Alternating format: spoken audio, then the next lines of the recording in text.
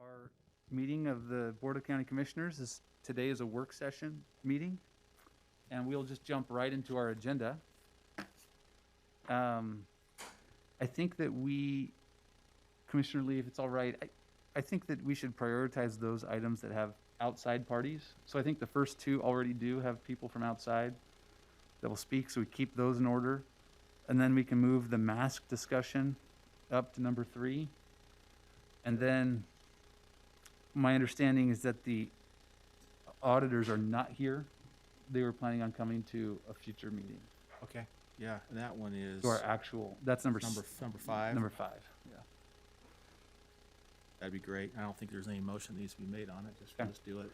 So we'll just go in that order. And let's go right ahead to item number 1, Central Utah Water Conservancy District. Thank you, gentlemen. It's a pleasure to be with you. My name is Gene Shawcroft. I'm the general manager for the Central Utah Water Conservancy District. Our board has recently made the decision to pursue a truth in taxation process to maintain our rate at 0004, which would be slightly higher than the certified rate of 000382. This process of making a report to the county commissioners or county commissions, as the case might be, or county councils, is part of the truth in taxation process. There's no action necessary from our part. It's simply an opportunity to report to you what we intend to do with those funds, why we think that's important, and give you an opportunity to ask any questions if you happen to have any. We have a presentation that we will make to you, and then following that presentation, we'd be happy to address any questions that you have. I think there are about 6 or 8 slides, so it's not a long presentation. I'll introduce Tom Bruton, one of our assistant general managers, who will make the presentation, and then we will address any questions you might have. Thank you. As he comes up, I just want to make sure, and Alice, we may need you to come back here. I think, Commissioner Ivey, can you hear us on the phone?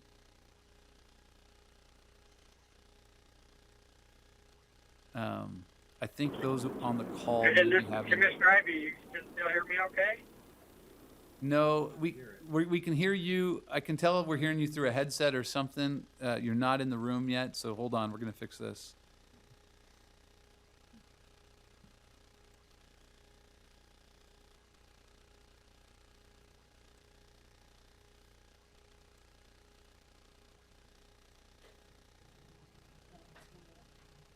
Can you try again, Nathan?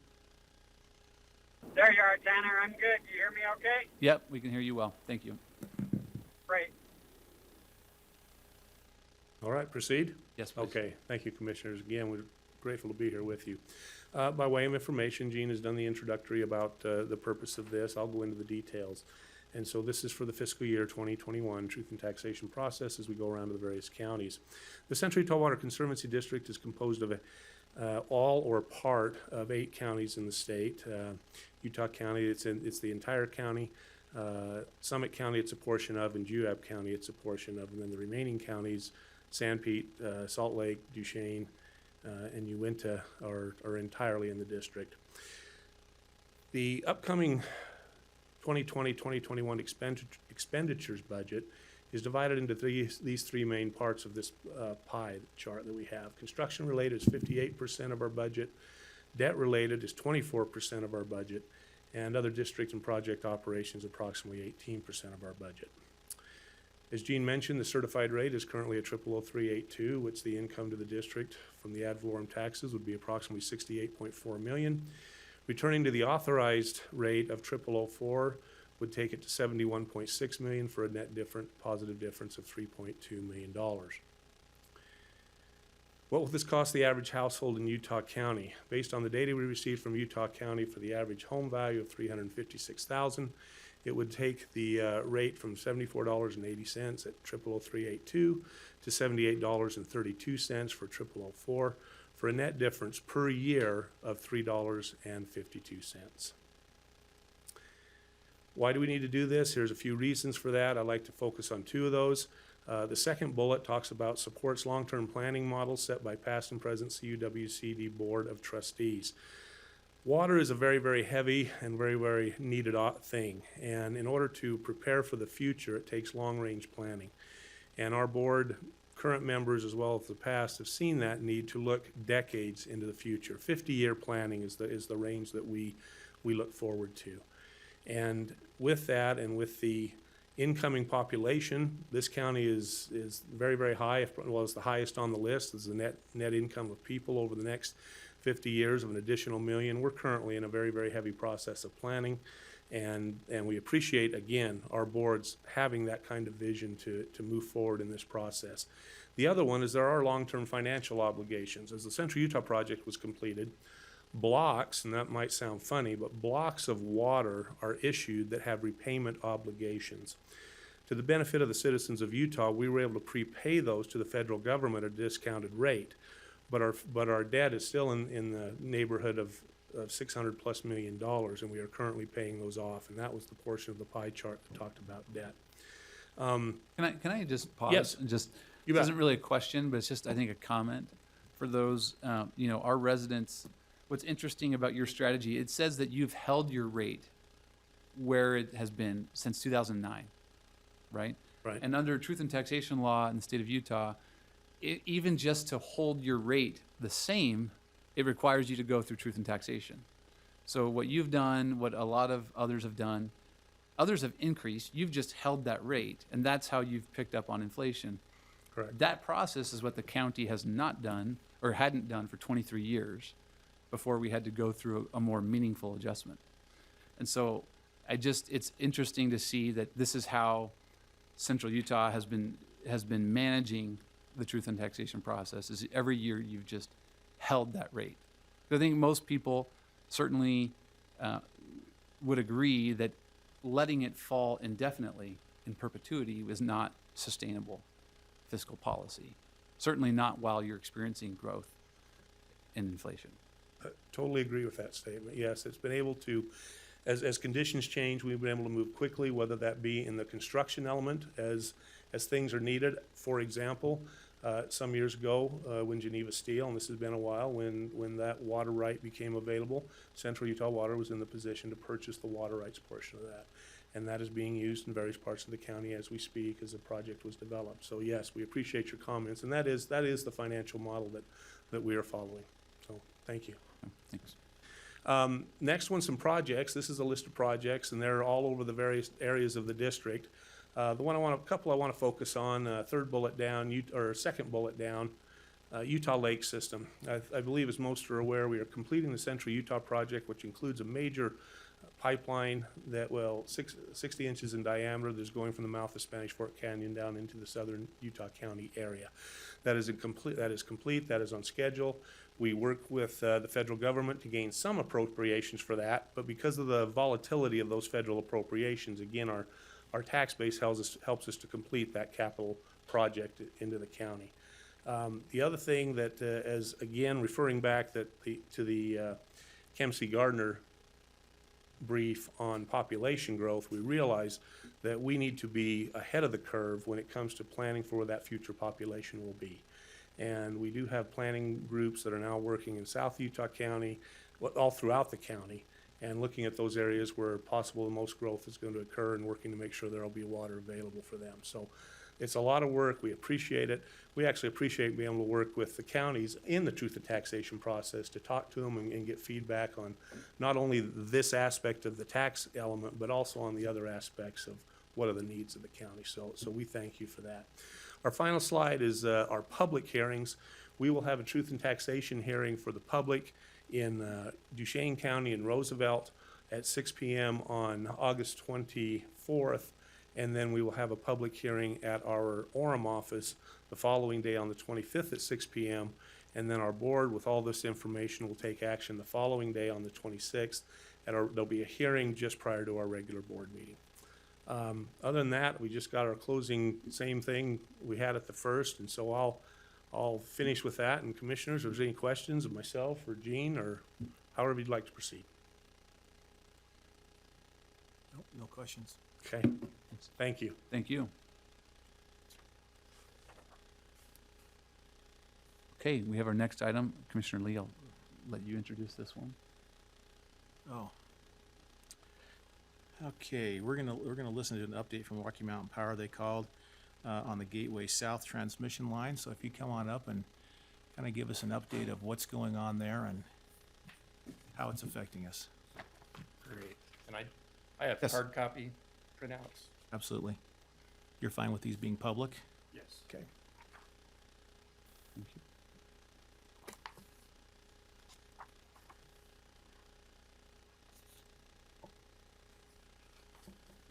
All right, thank you very much, Commissioners. My name is Rod Fisher. I'm the Principal Project Manager for Pacific Corp and Rocky Mountain Power's Gateway Transmission Program. I've been leading the federal, state, and local permitting efforts on that program since 2007. And after about an 8 or 9 year journey with the federal permitting process for Gateway South, we're finally at a point where we're looking forward to advance that project. And it had been a number of years since we've been here before you, and wanted to just provide an update on where we've been, remind you who we are and what our next steps are, and get any feedback you might have. But first off, with me today, I've got a few of our team members here. You may know Michael Lang. He's our regional business manager that is responsible for our relationship directly with Utah County. We've got Miss Alita Brown, who is my right hand. She's responsible for helping me obtain all of the 9 conditional use permits across a 420-mile project. And then Cindy Smith is with us today. We've contracted with Power Engineers to prepare our conditional use permit applications. And I believe on the phone may be Charles Hutchinson, who is in the Denver area. We chose not to bring him in for this briefing. And he'll actually be working directly with the county and the submitting of the permit application. So I want to provide an overview of Pacific Corp, Rocky Mountain Power, talk briefly about the Gateway South project, take next steps, and then answer any questions you may have. So on the third slide, just an overview of Pacific Corp. Our service territory is highlighted in the dark blue. Our sister utility, Pacific Power on the west coast, is out there as well. The 2 divisions of Pacific Corp are Rocky Mountain Power and Pacific Power.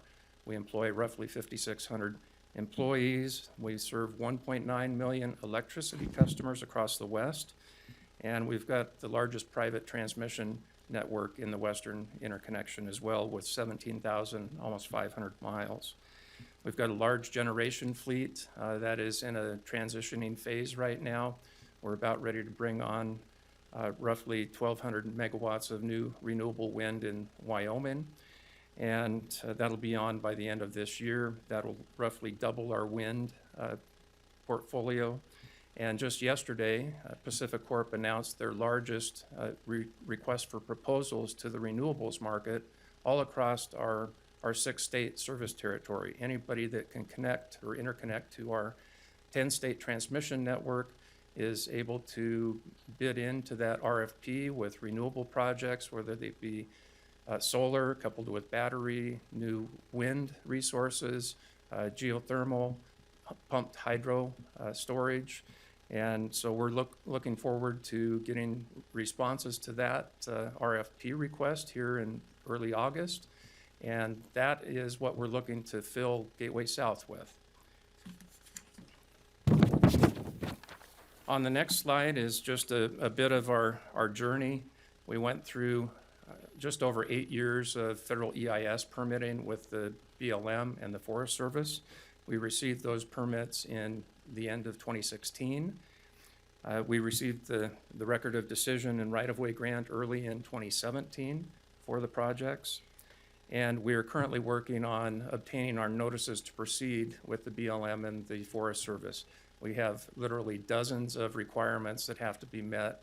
Over the last 2 years, we've had a field crew of roughly 90 scientists out combing the ground, looking for various plant and cultural resources, threatened and endangered species, those type of things. all in an effort to get those notice to proceed for construction from the BLM. We initiated contact with all of the private landowners across the project, and earlier this spring, we're not looking to fund any right-of-way easements until we get some of our regulatory permits. That will occur here early in 2021, but we are having discussions with the landowners across the project. And we are kicking off our state and local permits. So we do have 9 local conditional use permits across the 420 miles, and we have several state permits that are required for the project. On the next slide is just a map, kind of a reminder of the selected alternative route. That has not changed since that was identified back in 2012. We have had one reroute requested by private landowners that does affect the routing in Duchesne and Utah counties down in the Emma Park area. We had a new landowner that obtained a large ranch after the EIS had been published and we received our right-of-way grant. We went to reach out to all those property owners. They expressed displeasure with the route that BLM had selected, and they were willing to entertain the route elsewhere on their properties. So we're looking to get final approvals to move forward with about a 17-mile reroute down in the Emma Park area. So instead of being up in the foothills, if you will, or the mountains, we're down closer along Emma Park Road for that stretch of the project.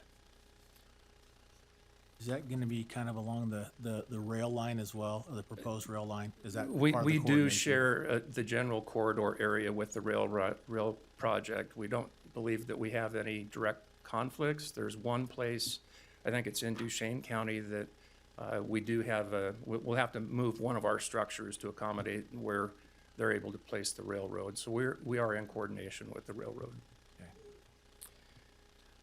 On the next page is just kind of a zoomed in look of the project route here in Utah County. Basically going through, following Highway 6 down in the Spanish Fork Canyon area. We've got 47.1 miles of new line in the county. 8.3 of that is on U.S. Forest Service lands and 3 miles on BLM. We've got 9.6 miles across Sitla state lands and 26 miles roughly crossing 28 private landowners. On the next page is just a description of the project. It's a 500,000 volt AC transmission line. Again, 47.1 miles out of the 416 total are here in Utah County. We've got 2 predominant structure types. We've got a self-supporting lattice steel structure on the right diagram, and then we also have a guide V lattice steel structure on the left.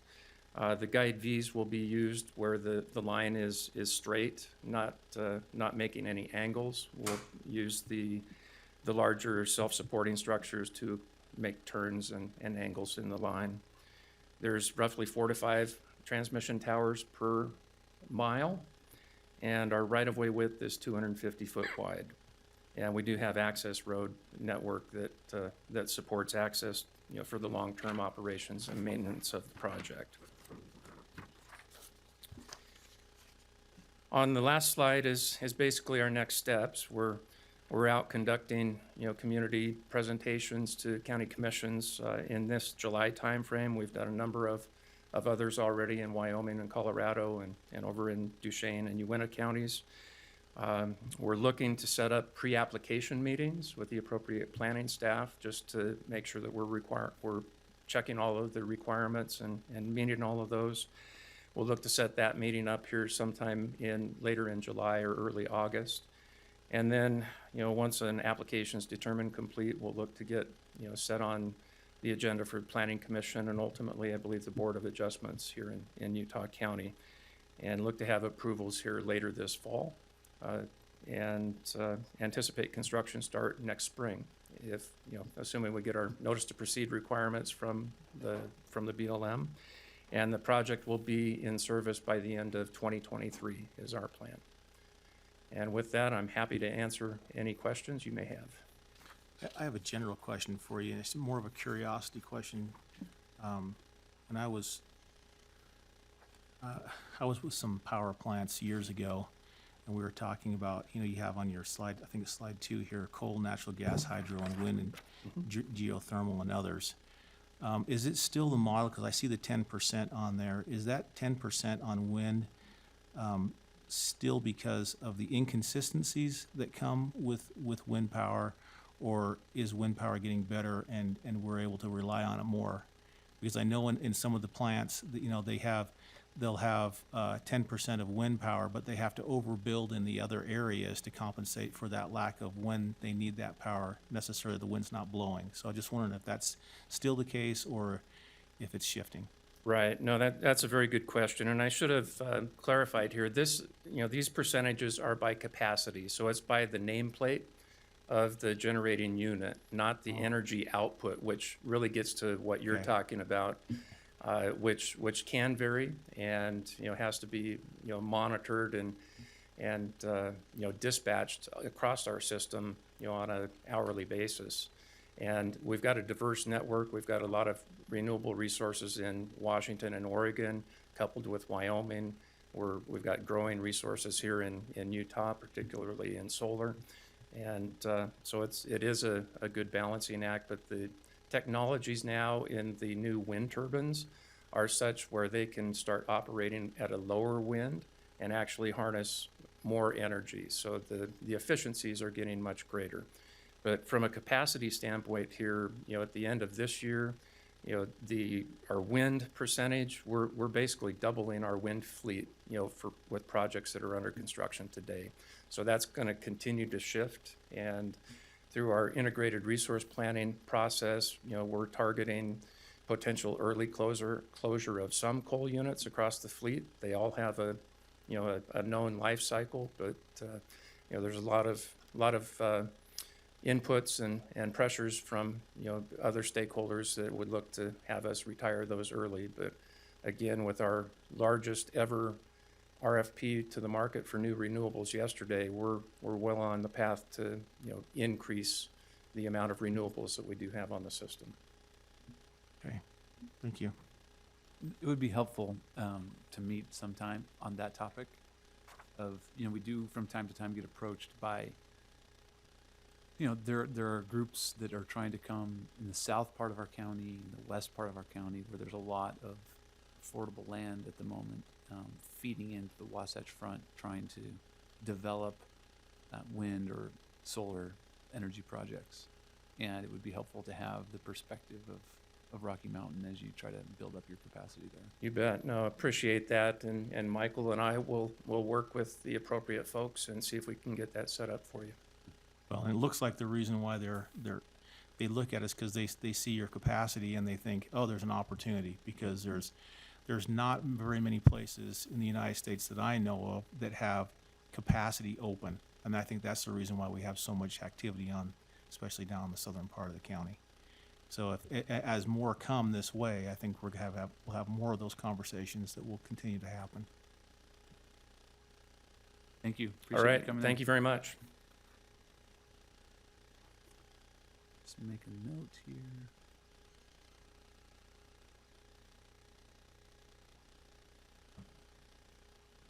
Okay, I guess we're moving now to a discussion as it relates to COVID-19 and masks. Here, I think we have a couple of scheduled speakers. We'll start with, are the representatives from IHC here to come and speak to us? Great. We'll have a brief presentation from them. We can ask questions.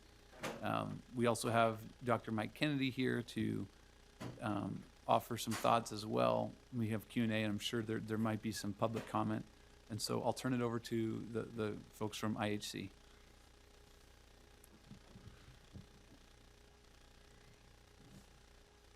Well, good afternoon. I'm Tracy Hill. I'm the Chief Medical Director at Utah Valley Hospital in Provo with Intermountain. I have with me several people today. I have Dr. Eddie Stenayem, great Scandinavian name, and he is an infectious disease specialist that will address us today. Kyle Hansen's the administrator at Utah Valley Hospital is here. And we have a couple of marketing communications individuals. Janet Frank is our marketing communications specialist, and Bryant Larson as well. So I'll try to be straightforward, and then we're going to have Dr. Stenium speak to you. So I just want to make several comments about the state of our situation now. I think we all know that the numbers are going up rapidly. I haven't read it yet, but I heard there's a big number today. And just give you a background of what we've seen in the county, what we've seen at the hospital, and then turn it over. When this all started, as you know, we initially did very well in Utah County. Towards the end of April, we had what was called or labeled the Utah County Surge. And that was what the State Health Department called it, where we had a rise in cases. At that time, we were seeing about 50 cases a day, meaning not cases, but individuals who were testing positive a day. At that point, our hospitalizations increased, our ICU hospitalizations and on the floors, and we peaked in the mid-20s at that time. After that, our numbers went down. Successfully, the quarantine, we went down to about 25 to 30 new cases in Utah County a day. Since that time, as we're all well aware, from Memorial Day forth, we've been rapidly on the ascent. We're now averaging nearly 100 new positive tested individuals a day, and with that, our hospitalizations, which have gone down, speaking for our own hospital, Utah Valley Hospital, but the others as well, have been rising. Intermountain, our projections, which I will not hesitate to tell you have been uniformly wrong, but they usually are in the right direction, would suggest that by August, if this trend continues, we will be stretching our capacity to care for these folks. Right now, we are in pretty good shape. We have enough PPE to protect our people and our patients. We have adequate supplies, we have adequate beds, so we're fortunate in that way. We weren't Seattle, we weren't, other parts of the country, New York City, that were overwhelmed immediately, and we've had time to prepare. That said, if this surge continues on the rate that we're currently on, we could be also overwhelmed, though we have all kinds of plans. The biggest shortfall, aside from PPE and supplies, which is obvious, is people. You cannot train critical care nurses overnight. You cannot train critical care docs overnight. And we know that, and that is a real concern of ours if this continues.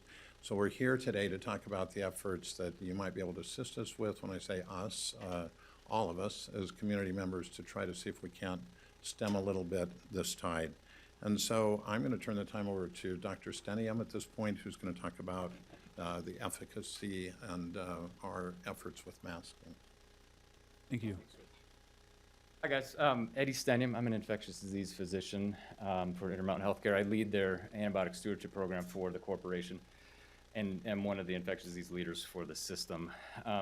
Just piggybacking on Dr. Hill's, taking a more system perspective right now, we have been watching our hospitalizations very closely. In the months of April and May, we are right around 70 to 80 hospitalizations across the system at any one time. 3 days ago, we were at 177, and we're right there currently at that point. We are able to care for patients the way we expect to, the way we hold ourselves accountable for at this moment. But I can tell you, Intermountain Medical Center, I rounded on 47 COVID-19 patients this morning, and we are at 87% capacity from an ICU standpoint. Once you hit that 90% capacity, that's when you start running into some real issues in terms of hospital flow. ICU patient in the ED needs to come to the ICU. Well, they only can come to the ICU if somebody leaves, for example. So we are now right at the capacity at that 85 to 90% line. And sorry, that's system-wide, or is that Utah County? So if you look at the system-wide, we are not at that 85% everywhere. Intermountain Medical Center, St. George Hospital, all are flirting with that 85% line. Utah County here at Utah Valley Hospital is not there yet. It's hit that peak, but it's kind of come below that. But the point I really want to bring to us is the fact that we are in the process of level setting across our institution. And so in order for us to make sure that people that need ICU care, we're going to have to start shifting patients around to actually ensure that the Riverton ICU is full, the Utah Valley ICU is full, and that we're not having empty places. Okay, so right now we are at a point where we can maintain healthcare both in Utah County and also in the other regions that we serve. Okay, if we continue, and if we continue to see a spike, which will drive hospitalizations, we'll be activating our surge plans. Okay, surge plan number one is really taking medical surgical hospital beds, converting them into ICU, and staffing them with people that are not ICU trained. Okay, so that would be hospital medicine physicians that don't work in the ICU, hospital and floor-based nurses. And we're not going to be able to provide the care that we want and are expected to our patients, whether it be in Utah County or across the state of Utah. Okay, and that's just the reality of the situation that we're in right now. So 722 is the case count that was released today. That was from yesterday. What we can expect is that at every holiday, if you look at Mother's Day, Memorial Day, and July 4th, the 2 days after that holiday, you have low numbers, and that's due to people just not getting tested because it's a holiday. We expect that those numbers are going to increase this week, okay, from that holiday. That's just the trend that we've seen from the other holidays in the past couple months. And so I expect that 722 may very well become close to 800 by the end of this week, reflecting the changes of July 4th. Okay. So what we have to do now is we have to change something, and if we don't change something, we're going to be in a position where we can't care for our individuals, whether it be in Utah County or in Salt Lake County or wherever we serve our patients here in Utah. That's just the reality of it. And so there's 3 things we can focus on, and these 3 things are not novel concepts. These are concepts that we've been using to fight respiratory infections since 1918, okay? The first one is social or physical distancing, right? This room makes me really nervous, okay? And so there's plenty of data to show what can happen in enclosed spaces, okay, with a number of people, okay? So physical distancing is number 1. We have to decrease the number of close contacts we have, and that's what we're currently doing across the state, okay? Number 2 is masking, okay? The data isn't subtle, okay? Health Affairs article just released, very reputable journal, showed states that had universal masking had a decrease in COVID-19 cases, okay? Period. We have good data in scientific literature to show that there's reduced transmission and reduced potential chance of getting infection when wearing masks, okay? This isn't open for debate in the medical literature, okay? Masks prevent infection, okay? The third thing is obviously hand washing, okay? Obviously hand washing, not touching your face. Those are the things that we all can do as a community to protect ourselves and also protect our loved ones in the whole community in general. So that's what I wanted to bring to you in terms of the Intermountain Healthcare Infectious Disease perspective, and would be happy to answer any questions you guys have after I think Kyle gives his words. I've got a question for Yeah. you. That mask that you have on right there, does the manufacturer state that it will stop a virus? Yeah, so this is a surgical mask. So I came from clinic. These are the masks that we wear everywhere in the hospital. Surgical masks. So procedure masks is what you'll hear in the literature as well, or in the lay press. These have been shown to stop respiratory viruses. Okay, so respiratory viruses are carried on droplets. Okay, and so we have studied the effectiveness of this mask for influenza for decades. Okay, influenza is a different virus, but it's carried on the same droplets as coronavirus. Okay, so we have very good literature to show that these masks protect us from that. Lancet Infectious Disease meta-analysis article released a month ago shows undisputable evidence for that. Okay, we'd be happy to provide that to your committee. So that's what these masks do. Okay, cloth masks. A question on that, on those masks, that we talk how about. frequently should they be changed? Cloth masks that we like talk so- about. Sorry, real quick. So that's Commissioner Ivy on the Okay. phone. He's got a question for you. Yep. Yeah, so like on the masks you're wearing, how frequently do they need to be changed? Like, are they good for shower? I think I got the gist of it. It's how often do they change? Yeah. So in healthcare, we change these daily unless they're soiled. Okay, so if I were to cough or sneeze and I were to make the inside of the mask wet, I would change it. If somebody were to cough or sneeze or I'd get splashed on my face mask or on my surgical mask, I would change it. If I don't have those exposures, if I'm going about seeing patients in the clinic and I also have my eyewear and my face mask on, I'll wear it for the whole day and then discard it at the end of the day. So the same thing can be applied also for community members as well.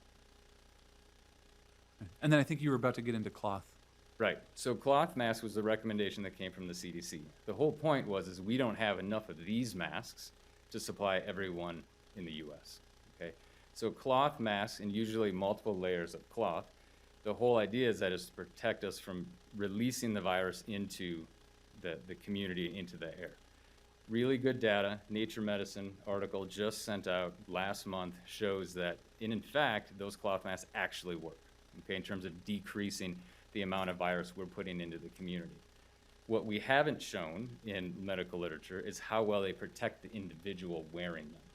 Okay, they will offer some level of protection, but really the true protection of wearing these masks is a public health effort for people not to transmit the virus to their loved ones and to their communities. And the point being on that is that 40%, that's the estimate from the CDC, 40% of transmission is from asymptomatic patients. Okay, so there's a lot of transmission occurring and people have no idea they actually have the virus.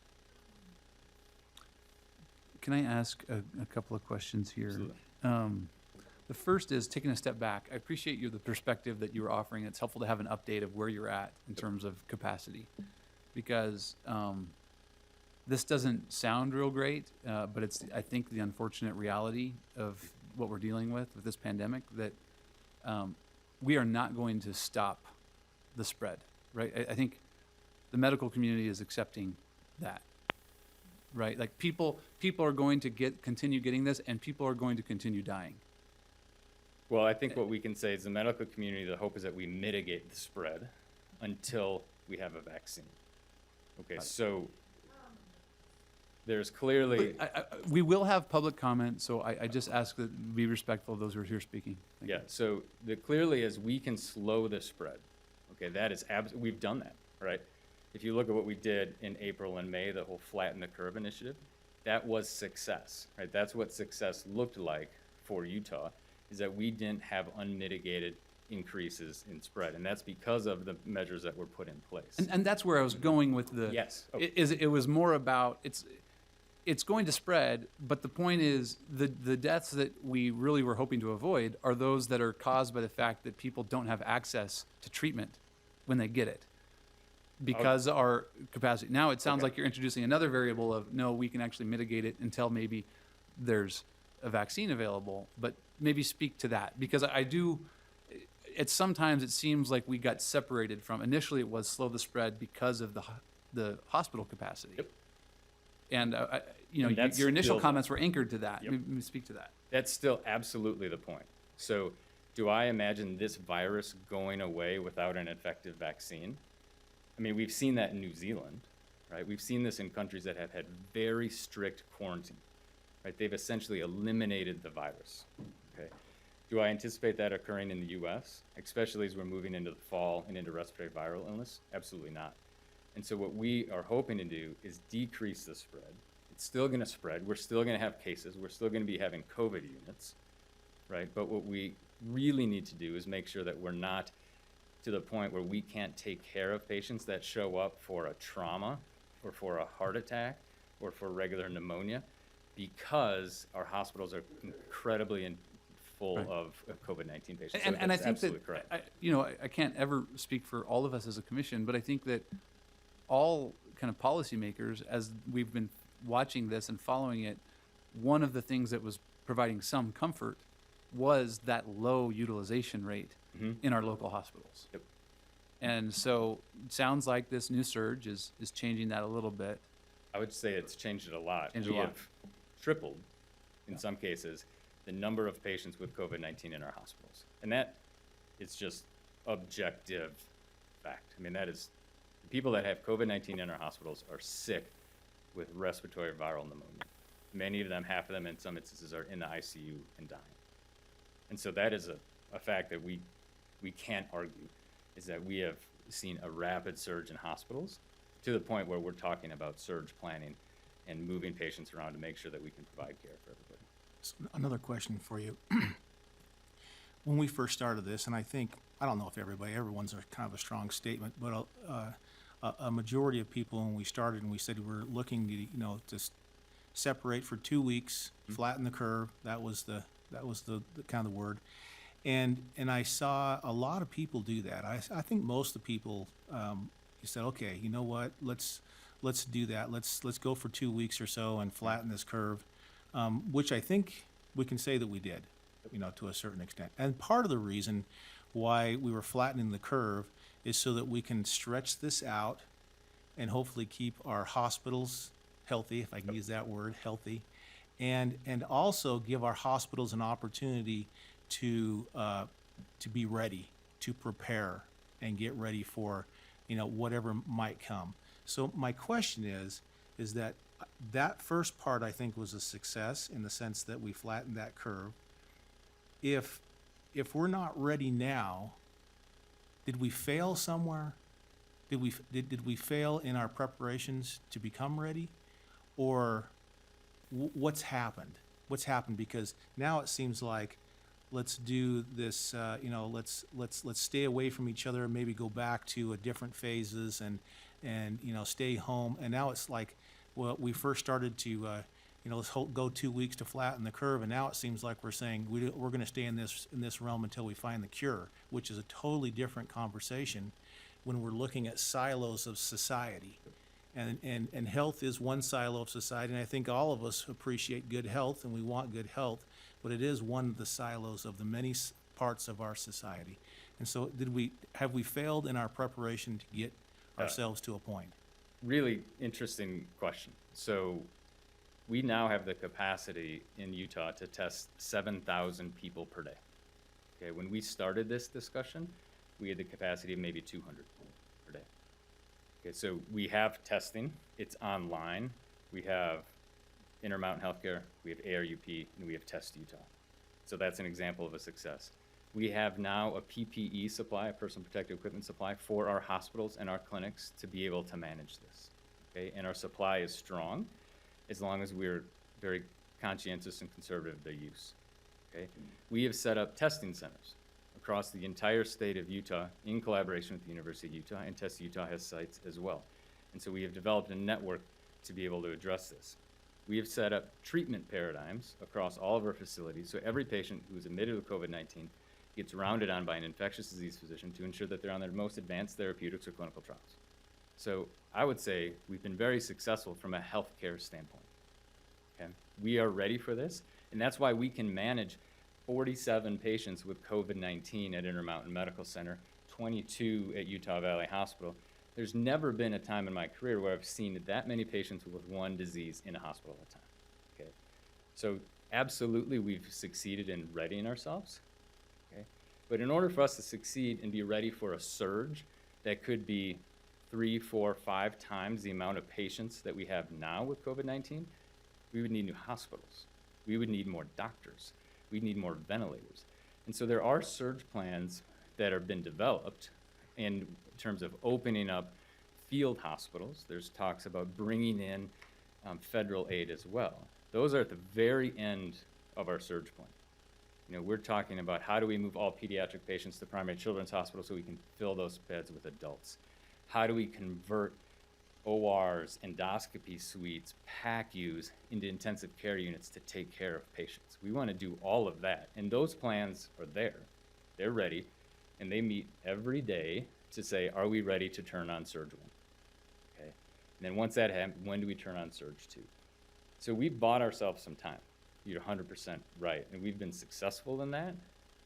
But if we're going to really accommodate a surge that we look like we're on, then we're going to outstrip the capacity of our healthcare networks.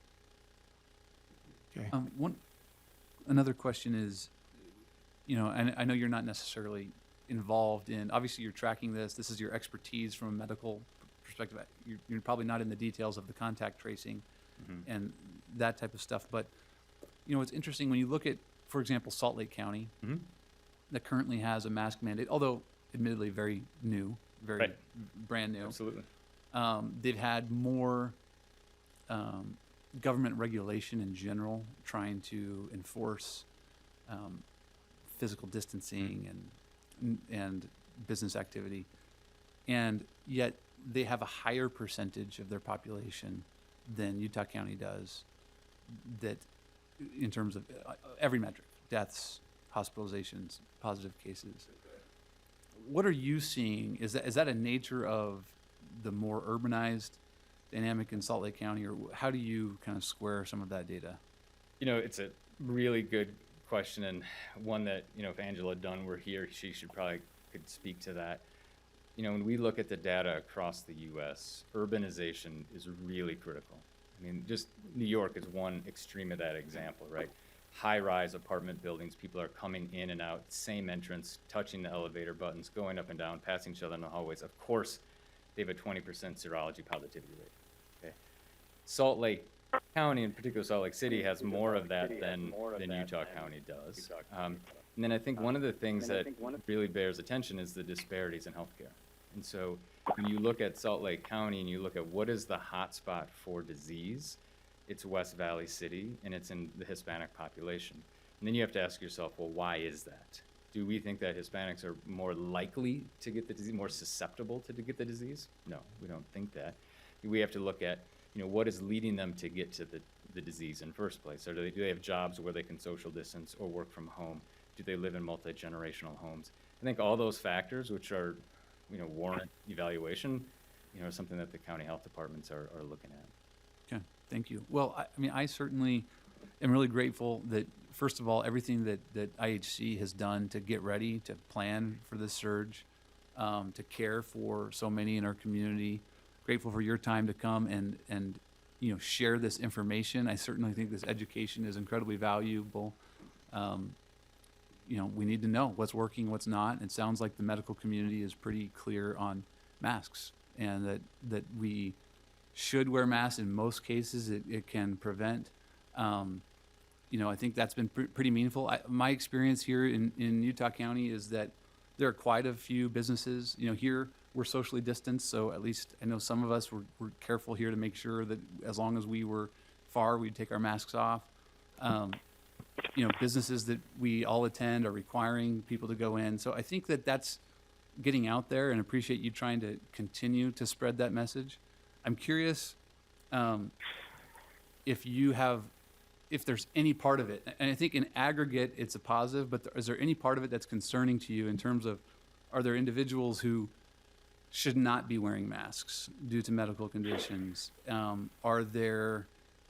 Is there aspects of wearing masks that can, even though it can help prevent the spread to others, it actually might make that individual more susceptible to, you know, getting coronavirus? Any thoughts on that? Yeah, I have lots of thoughts on that. I'll keep them brief. I'm a physician, and so I go by the literature, I go by research, and go by evidence-based. I don't go by testimonials, okay? So these masks have been worn for decades. Our surgeons who do brain surgery on people wear these masks for 12 hours at a time as they're operating on people's brains, okay? They're not falling over from lack of oxygen. They're not falling over for increasing CO2 levels, okay? We wear these in healthcare because they're safe and they're effective, period, okay? There's no data at all to suggest that wearing a mask decreases any kind of oxygen level or increases CO2 level. Okay, so that's just the science behind it. You're going to hear a lot of things, and I'm sure there's people in the audience that are going to say otherwise. But there's absolutely no data to suggest that these cause any harm whatsoever to the individual that wears them. Even someone with an underlying condition? Great like question. So asthma? people with asthma, COPD, underlying lung disease, those are people, first of all, should really be cautious about any kind of interactions with people. Okay, so if anybody should be socially distancing, physically distancing, it's those people that have underlying lung disease. Okay, that being said, these don't decrease oxygen levels, they don't increase CO2 levels, which they're most, susceptible to. And so they may feel a little uncomfortable, and you may feel a little claustrophobic in it, but there's no data rooted in science to suggest that they are going to have any issue wearing them. And in fact, when those patients come into our clinics in cough and cold and flu season, the first thing we do is we hand them a mask, okay, to protect them from the people around them, okay? So the answer to your question is no, there really isn't any conditions that would warrant you not to wear a mask from a safety standpoint. Okay, thank you. Appreciate your time.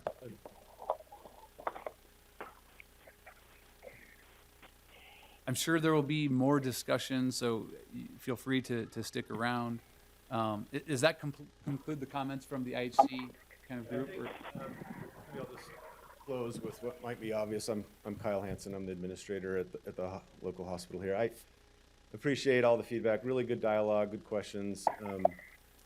you know, obviously it's become a very divisive, political, polarizing issue. Our focus is really trying to maintain the resources in the community and make sure that we have caregivers and beds and equipment to take care of people when they get sick. Understanding that government mandates don't go over well with a lot of folks. I think our ask really is just your support with whatever influence and power you have to encourage residents in our community to wear masks. Hey Kyle, you. question for you. You bet. And I truly see IHC as a partner with us in the county in so many respects, and thank you for the good work you do. I'm one of those that is really struggling with this mask concept. And I'll be open about it and say that. I am on so many different levels.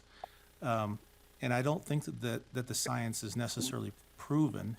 I think that we still need a lot of peer review that needs to go through with, you know, some data to it. But here's part of the problem that I'm running into. I was down at the store and I saw a lady that was over in the pharmacy, and she was wearing a mask, but the mask was coming down, and she was moving it back up, and she was coming down, and she's moving it around, and yet we're told the whole time to keep our hands away from our face, and it just doesn't seem like, you know, and I see them around their neck half the time, and, you know, it's all over the place. And so I know the hospital's got some procedures and policies on how to properly wear a mask. But if we're not properly wearing a mask, and if, you know, and I know, I'm not a scientist, I don't know the data on the mask actually, you know, stopping viruses. I've heard them germ-wise, but on the virus side, I've even seen labels where it said this mask will not stop a virus. Which is very concerning to me that those are the masks that are being put on, or the cloth masks that are being worn, and yet we get a false sense of security walking in.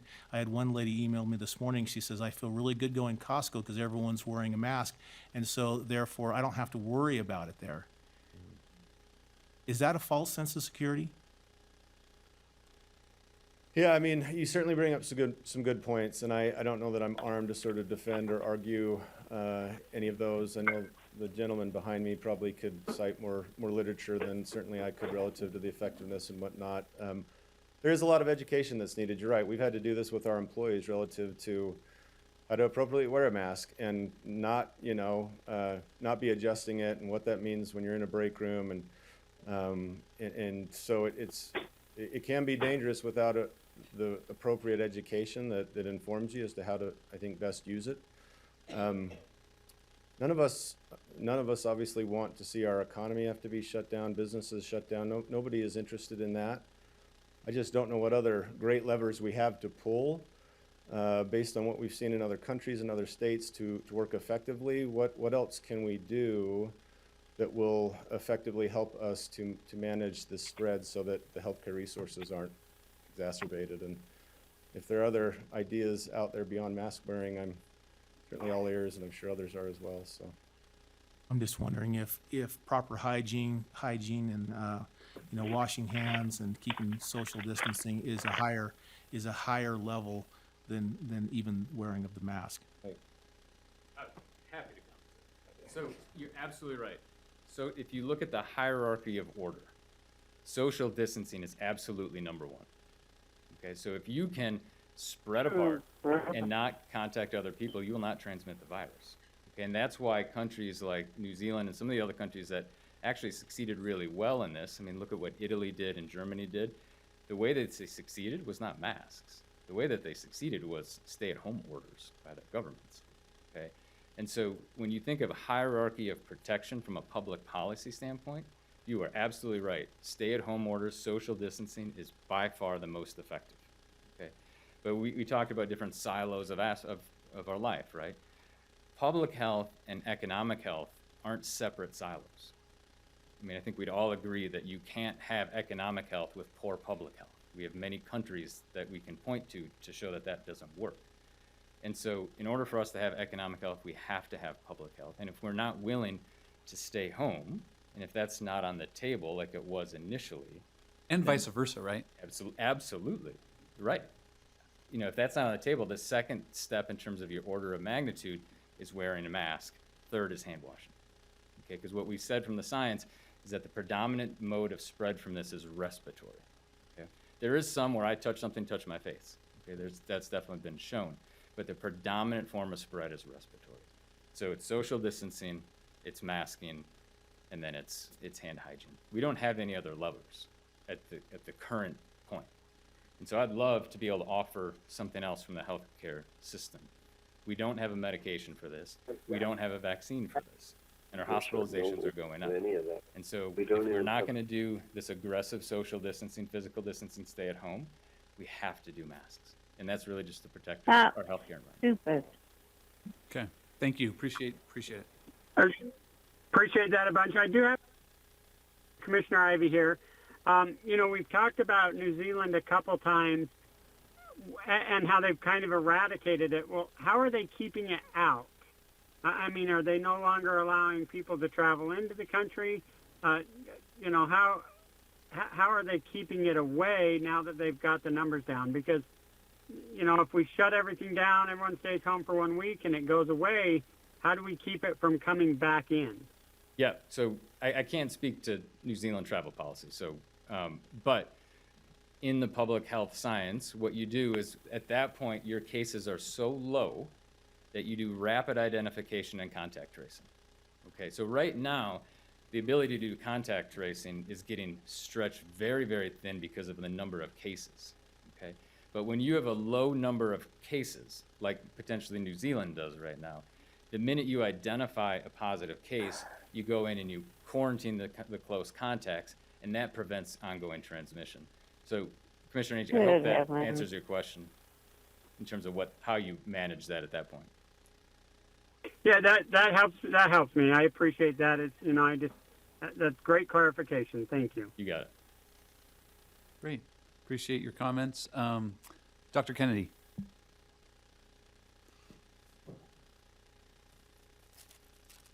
Good afternoon, Commissioners and County leadership has brought me on. I'm Mike Kennedy. I'm a family doctor. I'm also an attorney, and I'm a recovering legislator after 6 years in the state legislature. I decided to move on to other things and didn't actually move on, but nonetheless, I know a little bit about policy and considerations.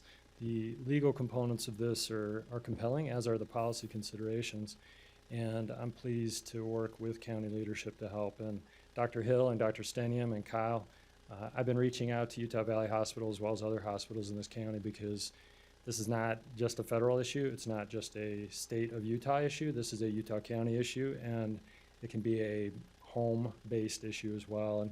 And Maria Black, actually for Utah Valley Hospital, I've reached out to her and found her to be your command center. And I'd love to build a collaboration as we attempt to respond on a county level to this unprecedented issue. None of us, Dr. Stenium, myself, anybody in the medical professional world, none of us have confronted an issue like this. And I'll say as to the data, thank you, Dr. Stenium. However, 8 months is relatively nascent data.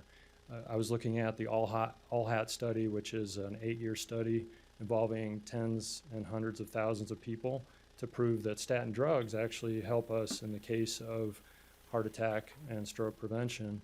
And the reality is without tens and hundreds of thousands of people in a randomized controlled trial for years on end, it's hard to gather data.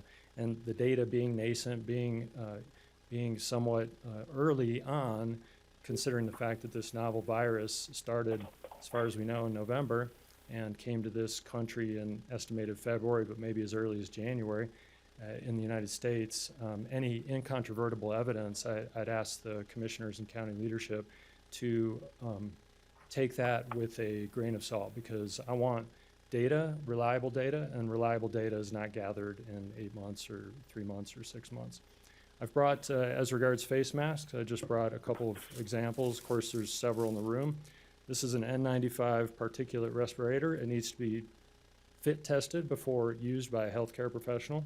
And this is N95, supposed to protect against 95% of particles getting to the wearer. This is preserved for healthcare people, and I have one in my office just for the possible contamination and exposure that I might have. Surgical masks are less ideal, but they are still functional and significantly more protective than the cloth masks that a lot of people make out of t-shirts, stockings, or other clothing that people might wear. I also have a face shield, which is generated to reduce that particulate spread. It's just a strap on your head. It allows visualization.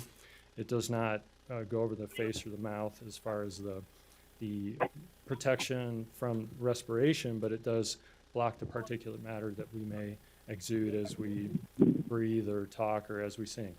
So when it comes to viruses, touch, Dr. Stenium talked about that. It's a big deal. And what I would ask the county commission on a policy level to consider is touch and breathing. We have aerosolized, we have touch and fomite transmission, meaning I touch my glasses, I've put a virus on these glasses if somebody else touches, and then they pick up the virus on their own fingers and then touch their eyes, nose, or mouth, and that virus is now contaminating them.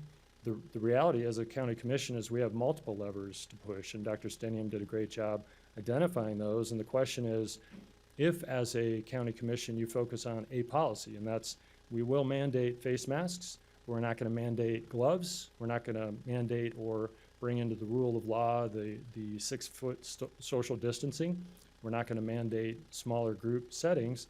The reality is every one of those are tools that as a county commission, as political leaders, you ought to be considering. So as we've gone through the data, thank you, Dr. Stenium, for that, and I appreciate the perspectives. I'm not going to review that, although to say that it is nascent, it's developing, and I appreciate what we have, but it needs to continue to be developed. But a few considerations. The county commissioners and I spoke last week at length. I don't want to repeat the things that we talked about. At the same point, some of them bear brief review. The Americans with Disabilities Act is a vital component of this, and every face mask mandate that I've seen encompasses that. In other words, people with emphysema, asthma, and it does include psychological illnesses like claustrophobia or anxiety, or even if they just are socially phobic about any sort of constraints on their face, then they could make an ADA claim. So if a mandate is out there and it's force of law behind it, and somebody is with force of law compelled to wear a mask when in fact they have even something like claustrophobia, they can make an ADA claim against the county. So definitely an exemption needs to be in any sort of mandate that the county commissioners may levy on the people. That's a vital component. And I think I'll finish because there may be questions that the county commission has, but one of the fundamental policy considerations is when you make a mandate, how do you enforce that? The reality is that our people, who I believe are extremely intelligent and capable, they will make decisions to protect their own health or not.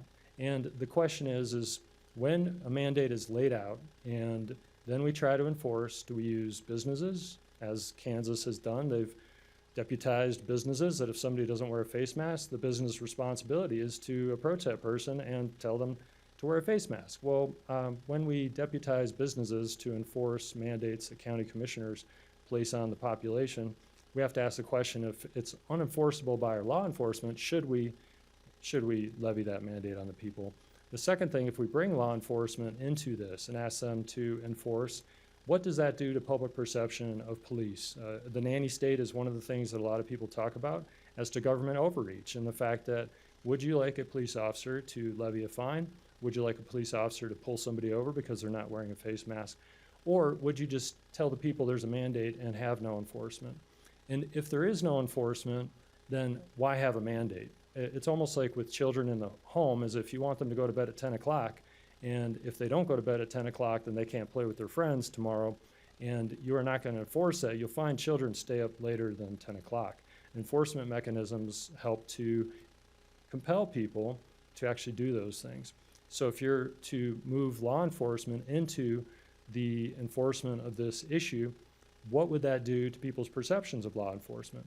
And in this case, if the county commissioners want to move into a mandate, I hope you would work in concert and in coordination with Sheriff Mike Smith and also with County Attorney Levitt, because it's really important that all of those components be considered as a portion of a mandate when enforcement may be a part of that. So with that, I'm open to any questions, and actually my friends from Utah Valley Hospital and Intermountain Healthcare, love to have the conversations continue, because Utah County is not Salt Lake County, is not Daggett County, is not Juab County.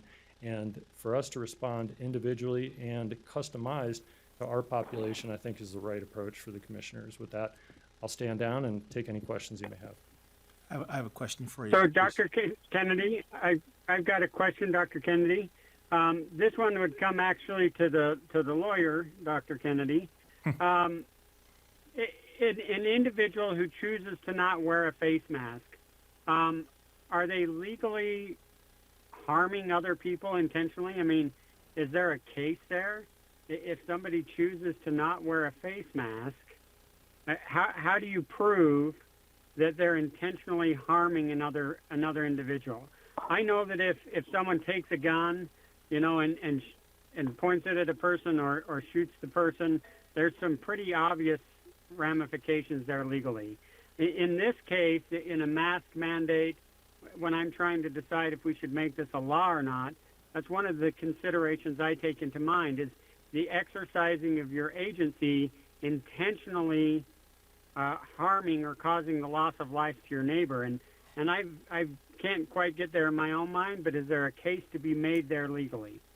There's no law in the book at this point that I'm aware of for exhaling carbon dioxide. I think it's entirely legal to exhale, sneeze, and cough. I've never seen anybody try to pass a law that way, and I think there'd be significant public resistance to commanding people not to exhale. So, no, there's no law that way. There are analogies in the law, though. One of the interesting things, Commissioner Ivey, to think about is it, on another consideration, is it a responsibility of an individual, if they see somebody in distress of some sort, to render aid? And shockingly, to me, when I learned about this in the law, there is no legal requirement for one individual to render aid to another individual in a distressing circumstance, which I was surprised to hear. But frankly, when you think about societal demands, law, and enforcement, is probably that is a healthier approach for the law, is to allow people to render aid in this form of wearing a mask, to allow them to render aid when they want to, not to mandate, dictate, and enforce them to render aid. For example, if somebody saw a drowning victim, to mandate and legally to pass a law and legislate that somebody must go out in some way and try to save somebody who is drowning, you can imagine there's all sorts of implications that may be consequences that you would not intend as a result of that sort of mandate. And so, no, Commissioner Ivey, I'm unaware of any sort of legal ramifications of not wearing a mask besides people being offended, upset. And frankly, I think that's one of the reasons why around the country with face mask mandates, you don't see law enforcement wanting to enforce this, because there's no laws on the book against these sort of human experiences such as talking, singing, or breathing. And I appreciate that, a wonderful answer and explanation. And because as I've approached this issue, I've tried very hard to look at myself in the legislative role, right, the lawmaking role, and I've just yet to see a grounds to where I see a legal means for that. Do I think it's good? Do I think it's considerate? You know, yes, and I would agree with your analogy. I think it's appropriate if I have the capacity to save someone from drowning to try and do so. But I don't see a reason for us to be compelled legally to engage in that, and I appreciate that clarification from you. Thank you. So if I could tag on to that, you know, talking about mandates and so forth, we saw a display over the 4th of July that I find very interesting. LA County made it against the law to shoot off fireworks, and yet the helicopter flew over LA County, and it looked like every single resident was shooting off fireworks. And they sat there and said over and over, this is illegal. They shouldn't be doing this. They shouldn't be doing it. And I think it goes to your point, you know, talking about mandates and how they're going to be enforced and who's going to enforce them and how it's going to be, you know, worked out. So the question I have, talking about freedom of expression, talking about our First Amendment rights and so forth, how do we balance mandates? Because a mandate to me has a force of law to it. I mean, there's some sort of punishment that is affixed to it. And if we're not talking about something that we're affixing a punishment to, then to me, we're strongly encouraging. We're trying to educate. We're trying to encourage. How do we balance something like that when we're talking about society like LA County or some other place? And I would assume that if the same thing happened in Utah County, you'd see fireworks going off too.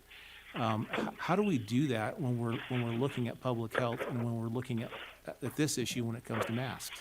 Thank you, Commissioner Lee. If you were to make a mandate, it has to be solely for the health, welfare, and safety of the individuals. There cannot be any component of you're part of the team, you're a good person if you do this, and if you don't do this, you're a bad person, because absolutely there are constitutional implications of First Amendment. Freedom of expression. There's all sorts of very interesting ways that people have chosen to express themselves, including burning American flags, the United States of America flags. And that is protected under the First Amendment rights protections that we have. And so the idea that just wear a mask so that we can all feel like we're all fighting COVID-19 together is more of a message. And when you're talking about a message, you're talking about First Amendment.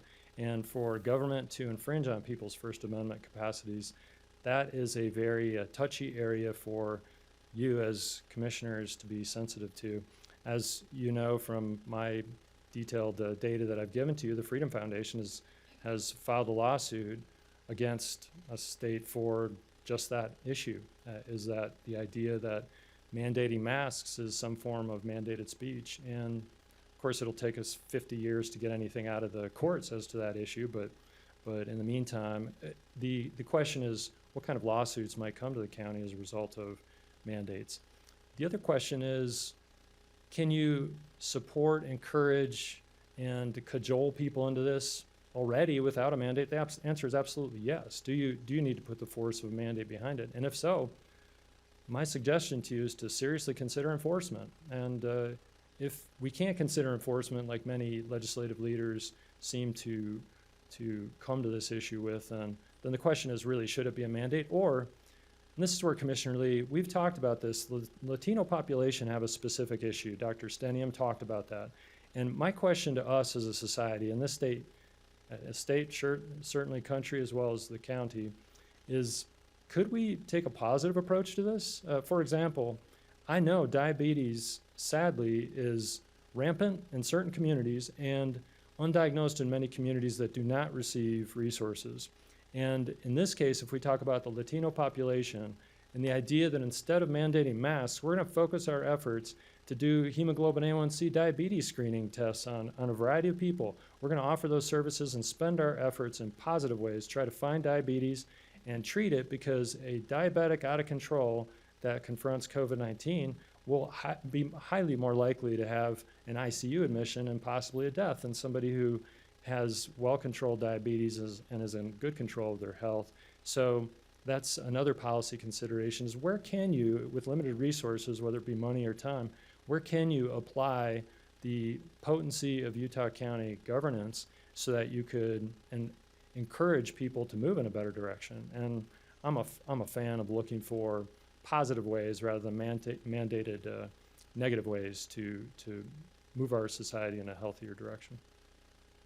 I appreciate that perspective, Dr. Kennedy. You know, there are a lot of comparisons between this and, you know, earlier on during this process, there were, you know, a lot of calls to have a quote unquote lockdown. And really, when I look at, you know, as a county commission, we all signed on to a letter encouraging people to physically distance, to stay home, to stay safe, even to wear masks.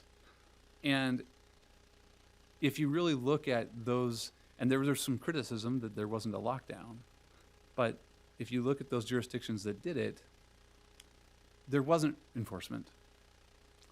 There really was not much difference in behavior.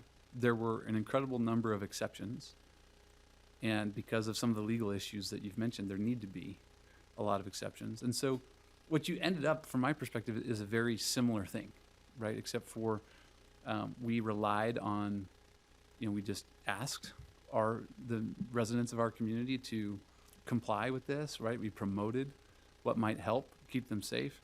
And as a result, we don't have a higher percentage. We have a lower percentage of our population currently. Now, I'm not beginning to say that it's because of that. I mean, certainly there are different hotspots, there are different factors that cause an increase, but I appreciate that perspective, because I can't really imagine a scenario where in Utah County we would have our law enforcement out there enforcing the fact through an arrest or some other mechanism that someone is not wearing a mask or they're not quite far enough. And quite frankly, I think some private businesses are already doing a pretty good job of that, of saying, hey, if you're going to come into our store, please put on a mask. And as county leaders, we can continue to encourage. That's why I'm grateful IHC came. We can continue to encourage those practices that are safe, that will keep our community safe. And I appreciate your policy considerations as well. I did have one follow-up question that was a little bit interesting. You and I made this point earlier on, and Commissioner Lee raised it about the person whose mask was falling off and they kept touching their face. You kind of said you noticed that I was doing that a lot with my mask. And I think that the rebuttal, and I would invite the IHC representative to come and speak as well, was that if I heard correctly, one of the rebuttals to that question was it's mostly spread through respiratory spread, not through contact. But I'm trying to square that with how we've all been told how important it is to wash our hands and use hand sanitizer during this process. And so I just want to square those two. I mean, should we be concerned about contact tracing? I mean, we've all been doing the elbow bump or no contact and washing our hands. And so it does seem like contact spread is a big factor here. Yes, and you're making an excellent point that gets to the fundamentals of viruses is it touch and then spread to the portals of entry, the mouth, the nose, and the eyes, or is it I breathe it in through the nose as it's floating through the air? And the answer is yes, and frankly, to be too isolated to one or the other is probably going to miss some important opportunities for us to work on this. And so one of the things Dr. Stenium did, and it was a very visual experience for me, and I've been in the operating suite, and I know he has as well, is life is not brain surgery, and I understand that. And the brain surgeon can and will wear a face mask for the entire 12-hour procedure, as he describes. But the frustrating thing for me, Commissioner Ainge, is that you may, in a time of comfort, take your mask off, and look, you're a mighty commissioner. I appreciate you. You're even my neighbor. And look, you guys are great people, and I deeply appreciate you, but you're an average person. Until just a few weeks ago, you were not wearing a face mask.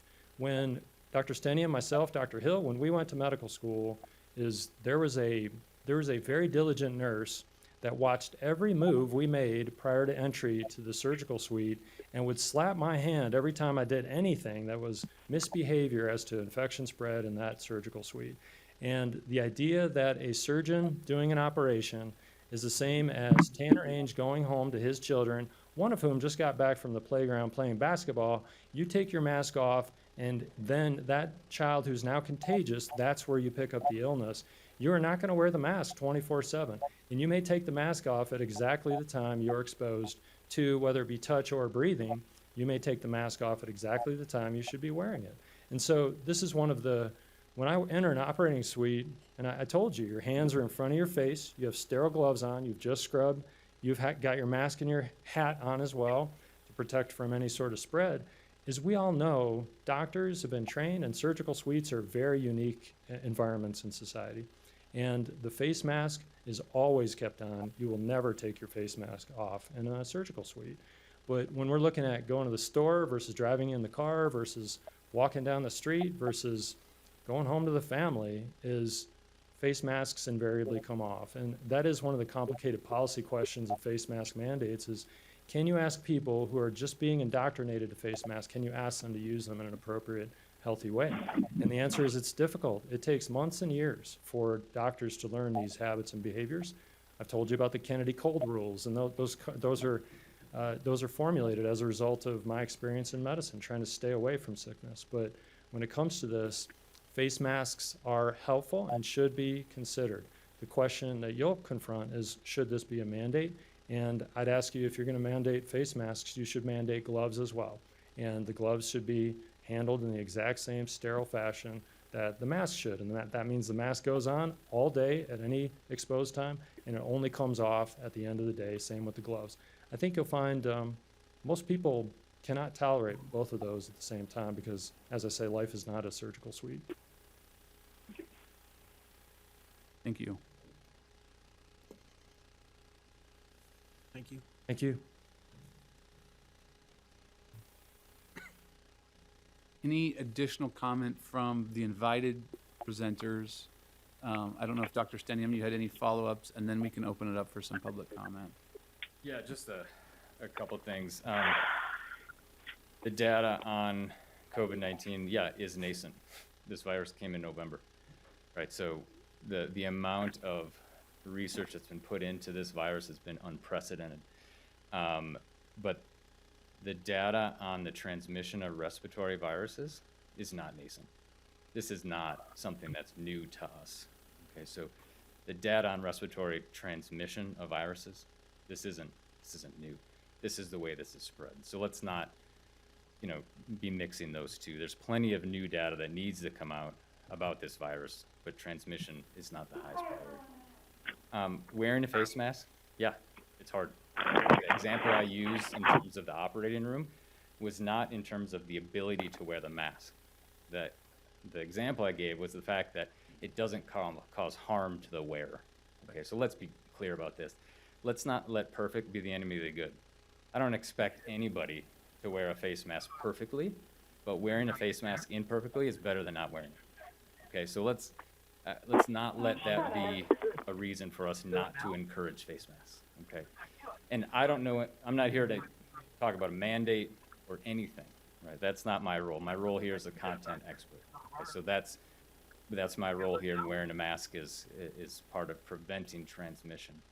But I also think about things that are brought up from my field, is that, smoking is a freedom of expression too, right? And you can't go into a restaurant and smoke, okay? You just can't, right? So that is a limitation we put on people.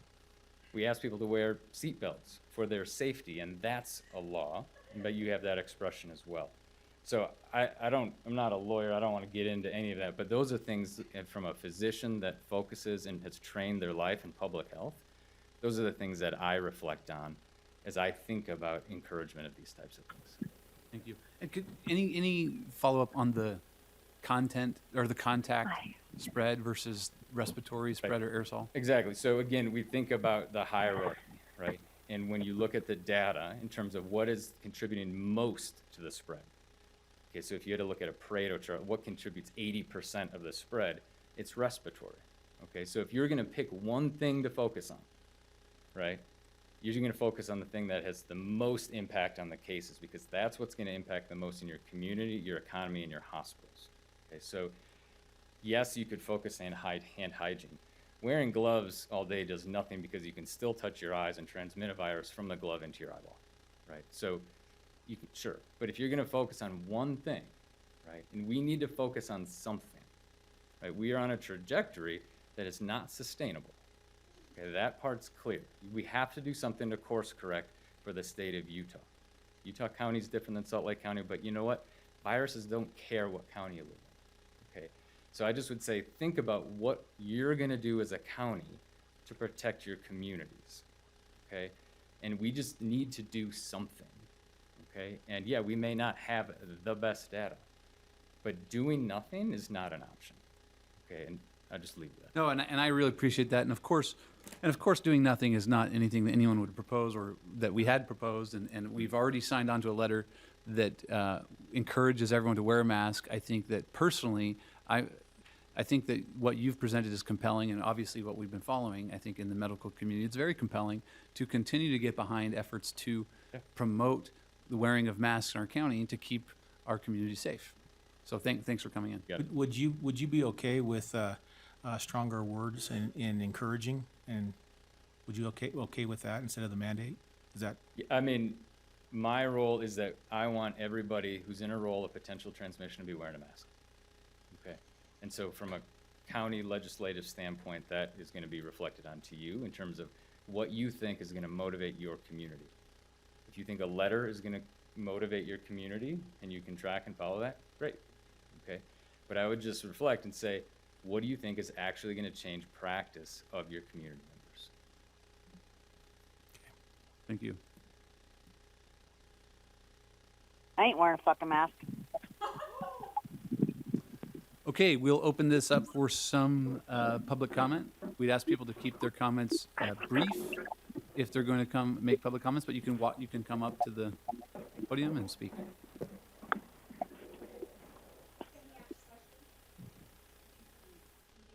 How do we get in?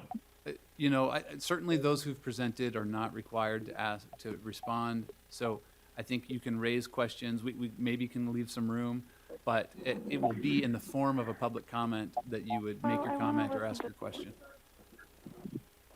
Thank you. And if you could state your name when you come and make My comment. name's Mackenzie, and I'm a Utah County resident. My husband's a police officer, and I have 4 kids, 2 of which are in school. And I'm not speaking on my husband's behalf, of course. This is just from my point of view as him having this job.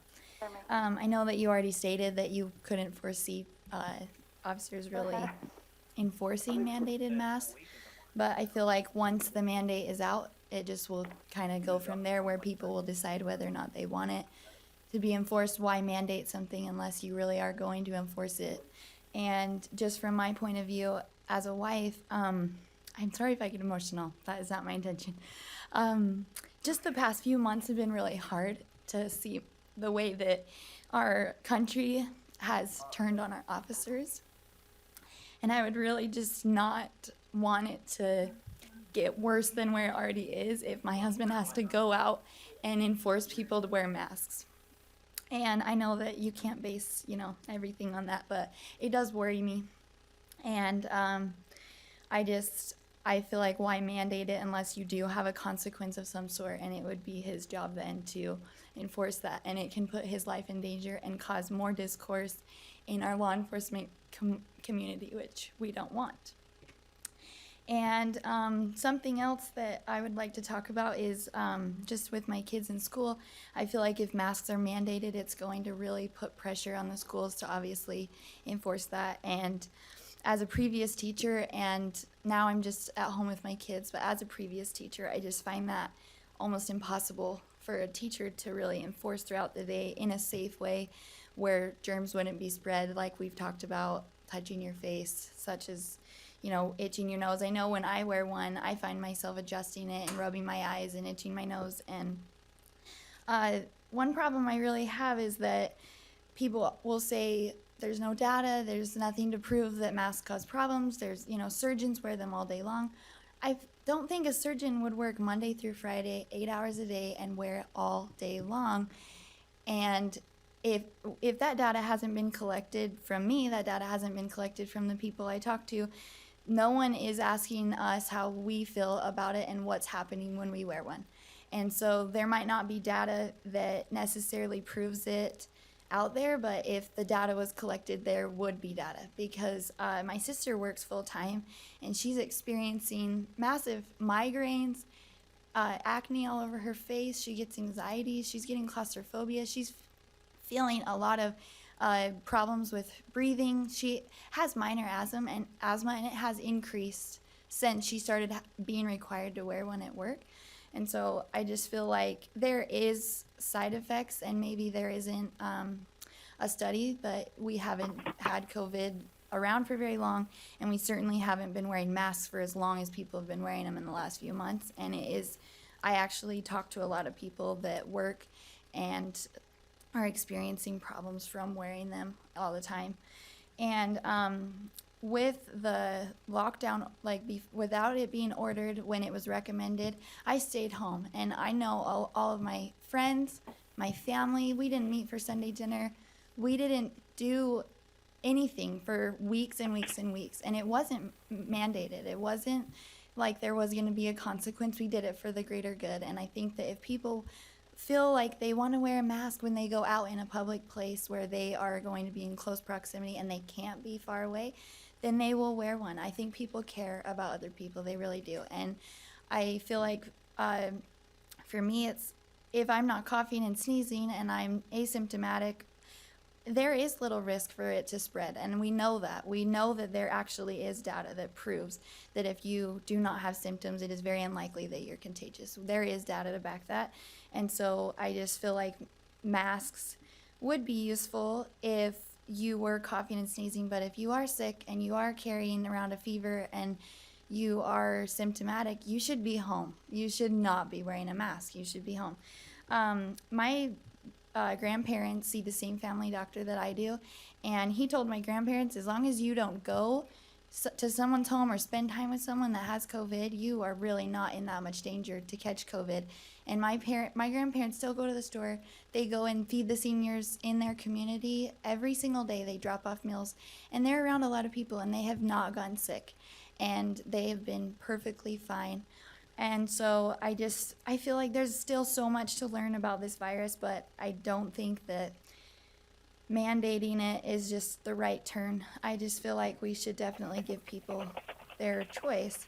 And if we do mandate it and then allow people that have the health issues, like my sister's asthma or claustrophobia or anxiety or depression or whatever it is that you have that would keep you from wearing one, then you'll have the same exact thing that you have right now. You'll have most people wearing one and then some people not.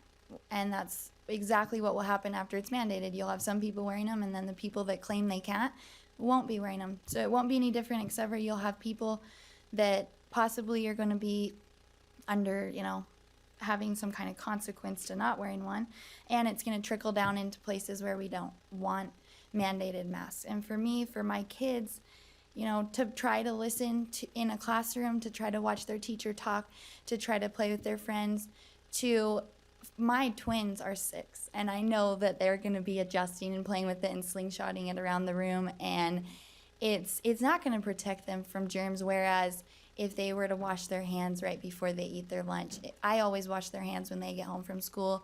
We change out of clothes. They don't wear shoes in the house.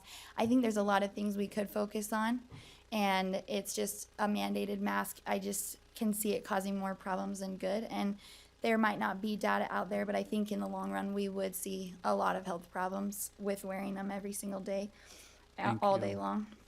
And the last thing that I wanted to talk about was just a lot of people say they want to, first let's not overwhelm the hospitals. My son fell and he needed stitches on his face. I called the hospital. I said, should I just go to my regular physician because your hospitals are full, or should I come to you? Oh no, we're wide open. It's fine. Come here. We have plenty of room. And I know that's not the same exact, area where all the COVID patients are. It just seems like sometimes we get mixed information. Are our hospitals absolutely full, or are they not? And instead of following modules that tell us that we might get to that, why don't we wait until we're there? If we see that they really are at full capacity, and there's nothing else we can do. There's so many things we could focus on. I mean, you don't see doctors coming out and saying, let's shut down buffets, let's shut down ice cream parlors, let's shut down donut shops, let's work on obesity, which would, really help with COVID and the amount of deaths from COVID if you focused on our immune systems and focused on our diets. But you don't see them trying to change that. The biggest focus is masks. I just don't understand that. I mean, there are so many things we could change. We could change a lot of things that we do on a daily basis to make it so that we can overcome COVID. And if we're healthy and we don't have health issues that are going to make it so we do end up in the hospital, I feel like our best bet would be getting herd immunity. That's exactly what a vaccine does, right? It gives us herd immunity. We can keep our elderly at home, and all of us healthy people can go out, catch it, get over it. And I just feel like that's exactly what a vaccine would do. And, if we're just going to focus on the masks, I just feel like, just as a citizen, I just feel like we should just have our free will and our choice, and that we should just go according to what people will know is best and just encourage it like a lot of businesses are. And I think people will be respectful. Thank you. Robert or Paul, Peter, if one of you could set that timer for 2 minutes. Appreciate those initial comments. We'll keep the rest limited to time limited. One comment I wanted to make, that you raised an interesting point that I forgot to ask Dr. Stenium, was wearing a mask all day, every day. I don't think that's what anyone is recommending. I would imagine that's one thing we didn't touch on is when are those situations? Is that really when you're in proximity, when you're outside of, when you're appropriately physically distanced, take off your mask? Can you just kind of speak to that? Yeah, so the point of wearing a mask is when you can't physically distance, that's when you wear a mask. Okay, so nobody's asking anybody to wear a mask all day, every day. It's when you're in situations when you can't physical distance, then you wear a mask. So ideas are grocery stores, areas of commerce. That's the recommendation that's come from CDC and other public health experts at the state health department. The other thing that I would love for you to point on that I've heard I've had some conversations with folks, I'm still learning this myself, but I know there was this study that showed that asymptomatic people do not spread it, but however, you use the word pre-symptomatic, and you can't really tell which category you're in. And so really, pre-symptomatic is asymptomatic, and those people can be contagious, are spreading. Thoughts on that point? So both asymptomatic and pre-symptomatic can spread the virus. And so asymptomatic are people that have the virus in their nose, you can detect it on a test, but never develop symptoms. Pre-symptomatics are those that are asymptomatic, you detect the virus on the nose, but then go on to develop symptoms. We can't predict which one is which. Both can spread the virus, before getting symptoms or just in general. That's the challenge of this virus. So if you look at the science and the biology of this virus, you are most contagious the 48 hours prior to developing symptoms. Okay, so just let that sink in a little bit. You feel normal. That is when you have the highest. Is that similar to like influenza, by the way? So think about the original. Probably don't think about these things. That's what I do as my job. So the original SARS-CoV-1 epidemic, 2002, 2003, China spread to Toronto. That infection, you were most symptomatic after you'd had symptoms for 5 to 6 days. So it's really easy to control that virus, right? Because once you get symptoms and diagnose it, you still have 5 days before you're really symptomatic, okay? Contrast to this virus, where you're most symptomatic before you have symptoms, right? And so you're spreading the virus before you even know. And so the whole point and the challenge with that is you can't just say, don't come to work when you're sick. Yes, that'll decrease spread, but there's all those people that are asymptomatic or pre-symptomatic that are shedding virus before they even develop symptoms. And so wearing a mask prevents that transmission, if you're asymptomatic or pre-symptomatic. And of course, if you're sick, the expectation, the community standard is you do not come to work, right? You do not go out and engage with the community. But it's really the pre-symptomatic and asymptomatics. The concept of herd immunity was also raised. Any thoughts to share on that? Lots of thoughts on that. So University of Utah Department of Health did a serology study that did a very extensive study of 8,500 Utahns in 4 counties. It found our serology positivity rate was 1%, okay? And that was from the time from May into June 9th, okay? 1% of our population had antibodies for this virus. Herd immunity starts at 70%. Okay, so we have a long ways to go to get to any form of herd immunity. Okay, and so it's not possible for us to develop herd immunity without fully exhausting all medical capabilities between now and before a vaccine's developed. Okay, and the vaccine, keep in mind, we have lots of different vaccine candidates. They're not all going to work. Okay, they're going to come through, and hopefully we'll have a couple that work, but it's not going to be something that's going to be able to give all Utahns in November or December. It just isn't. Can you elaborate on that in the way of vaccines and how effective they are, the ones we've had in the past? What percentage effectiveness they have? So keep in mind, we don't have any coronavirus vaccines. Okay, so there's 7 coronaviruses. So they're common cold coronaviruses. We don't have any vaccines to them. And then we have MERS-CoV, SARS-CoV-1, and SARS-CoV-2. We don't have any coronavirus vaccines, period. And so this is novel, uncharted territory for us in terms of developing a vaccine. Okay, so what we hope, ideally, right, is you develop a vaccine that's 100% protective. You cannot get the virus if you get the vaccine. That's not something that's probably feasible when it comes to respiratory viruses because of how quickly the virus develops, okay? So ideally what you'd say is you'd have some protection from getting the infection, and if you got the infection, it would mitigate how severe of an illness you would have, okay? But honestly, we have no idea in terms of an efficacy because the farthest we have in terms of studies is just starting into large-scale efficacy trials now in multiple different countries. And so when I hear vaccines, at times when we talk about flu vaccines, and I realize they're different, so I'm not trying to, but there's, and sometimes we'll say, well, they're 30% effective. And I would expect probably the same if we're, especially if we're going into new territory, or 30, 60, I don't know what the numbers are, but they bounce every year, and then they mutate too. And then when they mutate, then it's a whole different game. And so I know we're trying to find herd immunity one way or the other, and how we get there with that. But I'm just, Yeah. it sounds like forever. So, yes, I don't think this virus is going to be part of our communities Yeah. unless we develop a vaccine or an effective therapeutic. Okay, so that absolutely, and we're going to have to learn how to manage this, right? So the vaccine point you bring up is really good. Influenza, very different virus than coronavirus in terms of the way it mutates. So the challenge with influenza is keeping up with the mutations to make sure you have a vaccine that's effective against the circulating strains. Coronavirus doesn't mutate as influenza does. So we think that that conserved area that we're developing vaccines towards is going to be much more stable than the vaccine for influenza. Okay, but again, we don't know. We would take a vaccine that was 50% effective. That would be incredible. Okay, that would halve our cases just doing that. But it's one of these things that, we're going, as the government would say, warp speed on the vaccine hunt, and there's lots of progress being made by multiple different people. But we're just going to have to wait and see in terms of the effectiveness of it.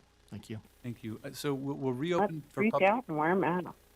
public comment. We do have a handful of other agenda items, and I want to be respectful of staff's time here. This is not really a public hearing, so we're going to be working through these agenda items, but we can still take a small amount of time for some remaining limited comments, since I know people are here and they'd like to speak. So yeah, feel free to come up, and we'll have a timer here. How many people are looking at speaking? Just curious. Okay. My name is Charlotte, and I actually came with prepared comments that I'm willing to forego because I have 4 specific questions that I would really love to see discussed that I don't think were specific questions that we've answered. And obviously I'm here because I have a very clear opinion about it, but I also sat here listening and really tried to maintain an open mind as I listened to everything that was presented. And these 4 things to me are still unanswered. The first one is I heard a lot of generalizations in terms of the numbers, and we heard about numbers system-wide. When actually I think the commissioner asked the question specific to Utah County, the answer was returned with more generalizations about the system. And so what I would like to know is how many specific hospitalizations are currently in the hospitals right now? What is our current hospital rate in Utah County specifically? And how has that percentage changed? Because I've been tracking it on the CDC's website myself, and we've been hovering countywide somewhere around the 60% number for quite a while. And I haven't seen a huge, massive number as was described here today. The second question that I have is related to the vaccine herd immunity conversation. And I would like to know if there's any guarantee, because we're talking about making these mandates and taking these measures until a vaccine comes out. And so my question is, are we going to have to wear masks for 30 years? There's is there any guarantee that we're going to actually have a successful vaccine any sooner than we would have herd immunity? And are we going at the same warp speed that we did when we were trying to create a vaccine for AIDS, which still doesn't exist 4 decades later? And then my next question is related to the science behind the 40% asymptomatic number that was shared here today. Thank you. Because I've looked at my husband's actually a doctor. I actually really rely on science and data as well. And I have looked and I have looked and I've looked for this data that says that asymptomatic exists. And I have found nothing but coulds and woulds and shoulds and mights. And I'd like to know exactly what the specific science is behind asymptomatic transfer. There's a case, there is in the, forgive me just a second. There's an NCBI article that says that there was a study of asymptomatic transfer, and it showed that asymptomatic positive COVID patients were exposed to 500 people, none of which contracted through that asymptomatic transfer. There was another example quoted, studied about a 9-year-old boy in the French Alps who tested positive, had symptoms, And he actually didn't even spread it to 112 of his classmates, even though he attended school. So I'd like to know where, and I'd really like to know for myself, where this asymptomatic comes from. If you So could, that's- if you could quickly wrap up, your 2 minutes has Yep, expired. that's, I think, all of my questions. Okay, thank you. Yeah, thank you. Appreciate those. That will be helpful. What I would suggest is let's get through the remaining comment and try to keep it to the time, and then I don't know. we'll have a I period think of time at the end where we'll let some Please. final comments and he can address those questions. Okay, come on up if you have public comment. Come on! But Tanner is totally bought up and, you know. I would like to begin by sharing some statistics relating to coronavirus cases in our county. As of today, there have been 4,894 positive cases in our county and 27 deaths. According to the United States Census Bureau, Utah County has a population of about 636,235 people. This means that about 0.77% of the people who live in our county have actually tested positive for the coronavirus, and about 0.0042% of them have died from it.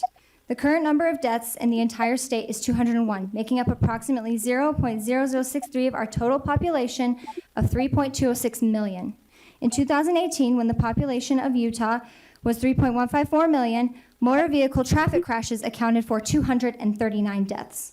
That means nearly 0.0076 of the population died, according to the Public Health Indicator-Based Information System, which is composed of data from the State Department of Health. I have a job where we wear face masks to help our customers feel safe. The majority of our customers are families with young kids. Some kids are intimidated by those older than them, but because my mask covers my face, I can't give them a friendly smile to let them know, hey, I'm safe. Current studies indicate that 55% of what we communicate to others is through our facial expressions. I would like to express my concerns also regarding contact tracing. Say, for example, I have the misfortune to sit next to another student who tests positive for COVID-19 in one of my classes at school. I am told to quarantine for 2 weeks. I get tested. My results come back negative. When I finally come back to school, in a different class, another classmate that I happen to sit next to tests positive for COVID-19. Again, I quarantine for 2 weeks, get tested, and receive negative results. By this point, I've missed an entire month of school just because I happen to sit next to someone who tested positive for COVID-19. Thank you. Thank you. Appreciate your comments and your work in building that analysis.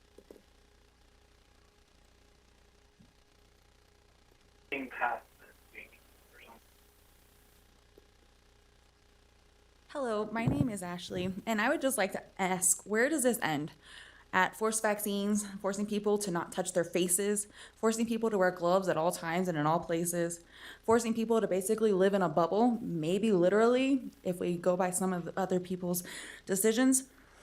I also am upset that we aren't given all of the data in these numbers. We are not told the age of those who are dying. We don't know the severity of these cases.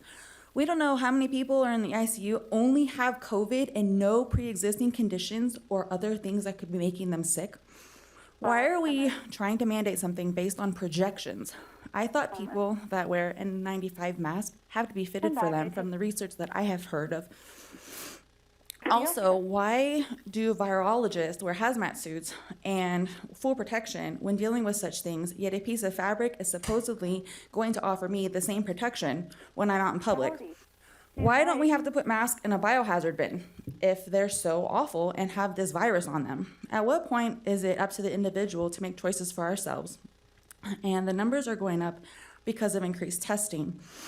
And our death rate has been going down based on the coronavirus.utah.gov website. 6.6% of hospitalizations are due to COVID. 1.8% of those people are in the ICU.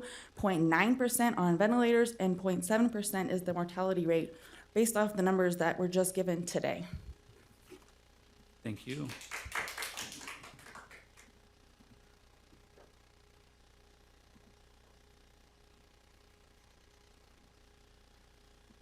Kristen, did you read this book? The Hose? Hi, my name's Terry. I didn't either. And first of all, my neighbor is a doctor, so I've actually seen the letter that's come from Utah Valley on how many cases are in there. And last I looked, there were 19 cases and 5 people in ICU. And out of those people in there, 80% of them had obesity issues and other underlying conditions.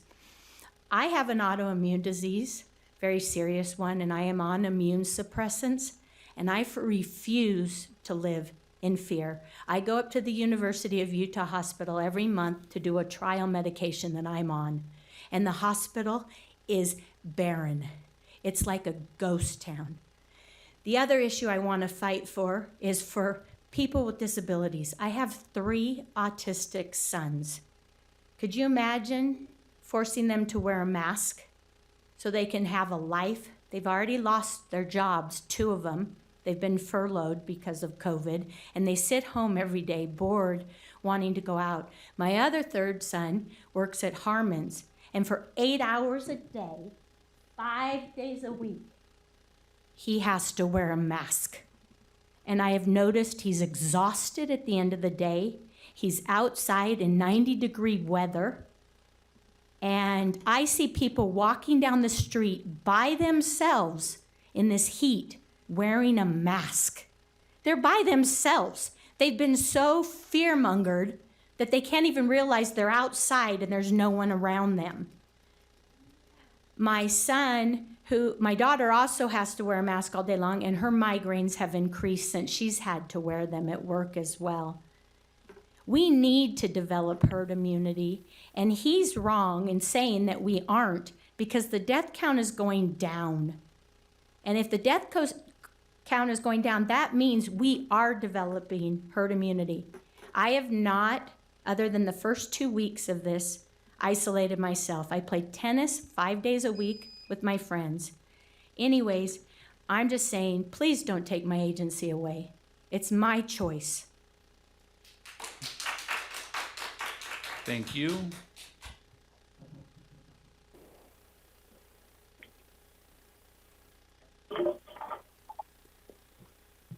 Hi, thank you. My name is Shiloh. I'll be as quick as I can.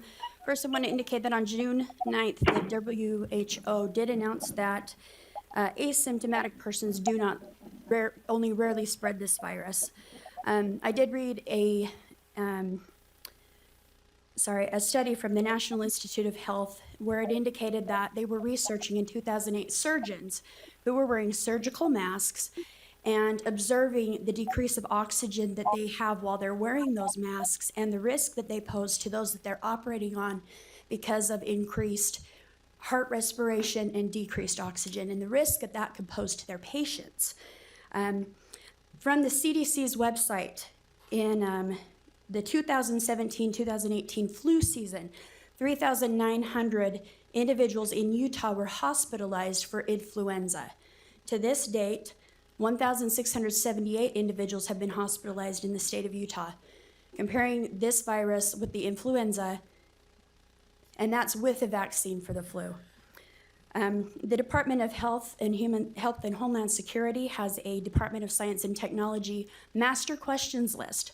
On this list, they have made questions where they have studied how long the virus lives on certain substances. Masks are the highest substance of 7 days where that virus can live on that, as opposed to 4 days, which is the next highest, which is on stainless steel. I'm disappointed that there's very little talk about having a healthy immune system. Vitamin D is very important. It is more prevalent this time of year. Also, in terms of persons who have darker colored skin, such as Hispanics, Polynesians, those persons absorb less vitamin D because of the pigmentation. There are studies in Europe that have been done on this showing that persons with low vitamin D are more susceptible to having this virus. I work for a disaster restoration company. I wear the virus suit. I can show you pictures of me wearing an N95 while doing some work that I have here on my phone. You can see what my face looks like after taking that mask off in 1 hour of sandblasting a coal situation after a fire. Those masks don't offer the level of protection that they do. They're designed to keep the contaminants out. Sorry for taking so much time. Thank you. Appreciate it.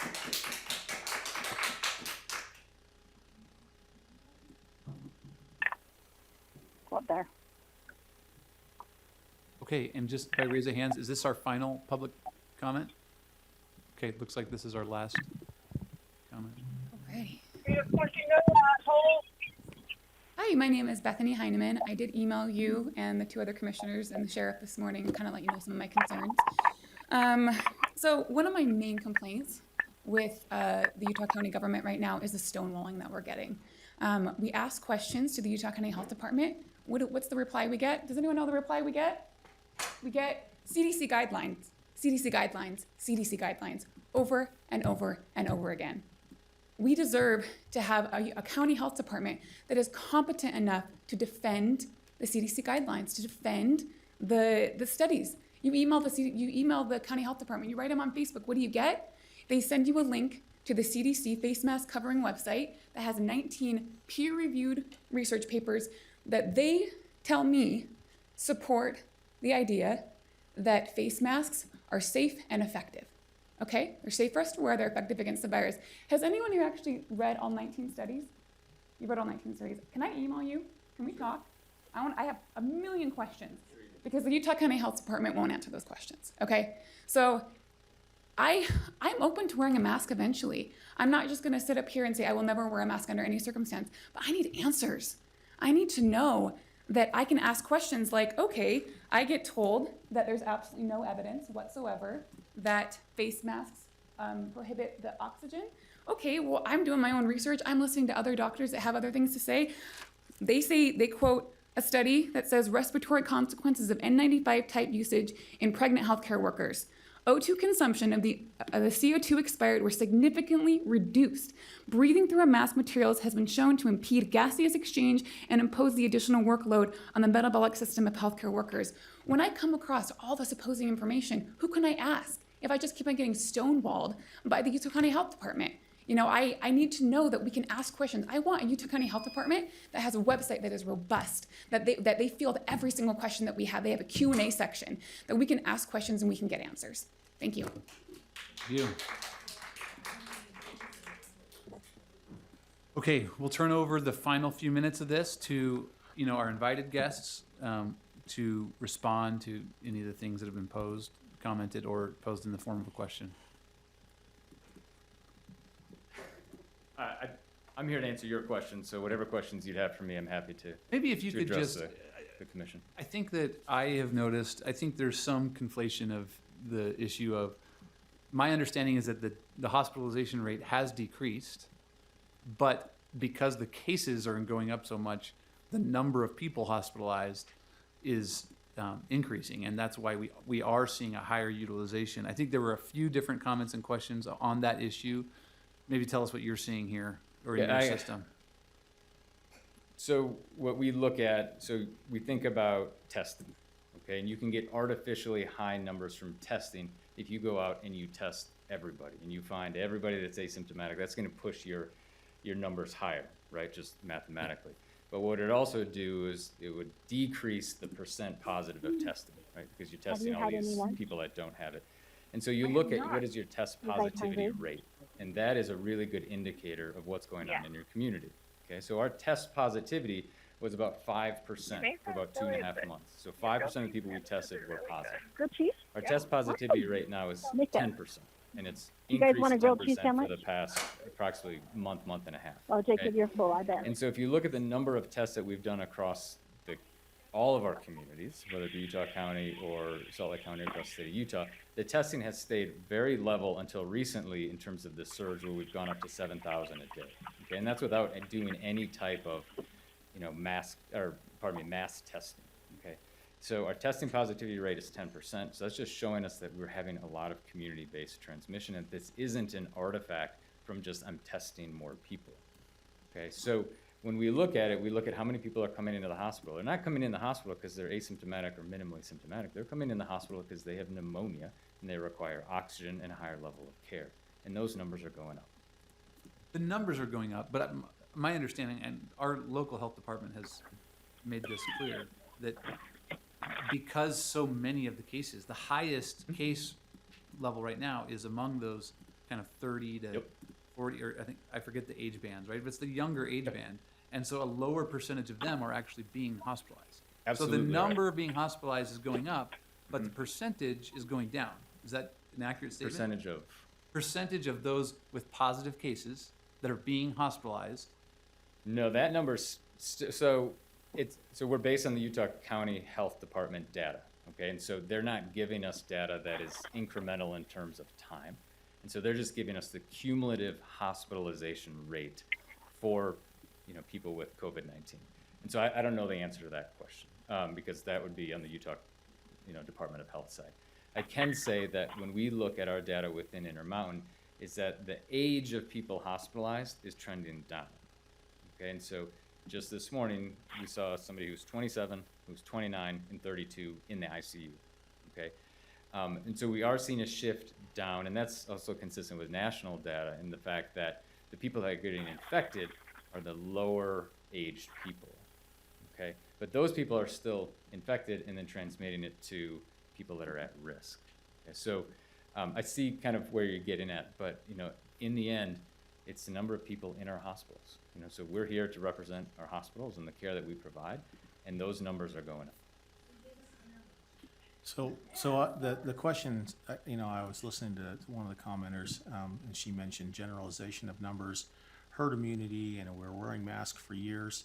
And the one that I want maybe an answer for a little bit more on this is 40% of this asymptomatic. There was some confusion on that. And I won't call it confusion, but there was a statement on that about asymptomatic. Can you go over it again? I know you kind of said, you talked about the asymptomatic portion of it, but can you go over that one more time? So if we're looking at the data, and so this is CDC data, because we haven't done, certainly widespread testing to see where people are getting it. That's not a role that we play within Intermountain Healthcare. We don't have the excess swabs to do that. So we're relying on national data. Okay, so there's plenty of good data to show the effect of asymptomatic spread. So if you look up in Washington at the long-term health care, that skilled nursing facility, they had a report out in New England Journal of Medicine which highlighted the number of asymptomatics and how that led to spread. And so the number that CDC has been reporting is that up to 40% of cases very well could be due to asymptomatic transmission. Okay, we're not going to have those exact numbers. Okay, so we're not going to have those exact numbers here for the state of Utah. We definitively know that you can transmit this virus when you're asymptomatic. So those numbers are coming on model projections then, is probably. Yeah, so absolutely, Probably. right? Because the way you're going to get those distinct numbers, right, is by doing massive testing of everybody longitudinally and see where the transmission occurs.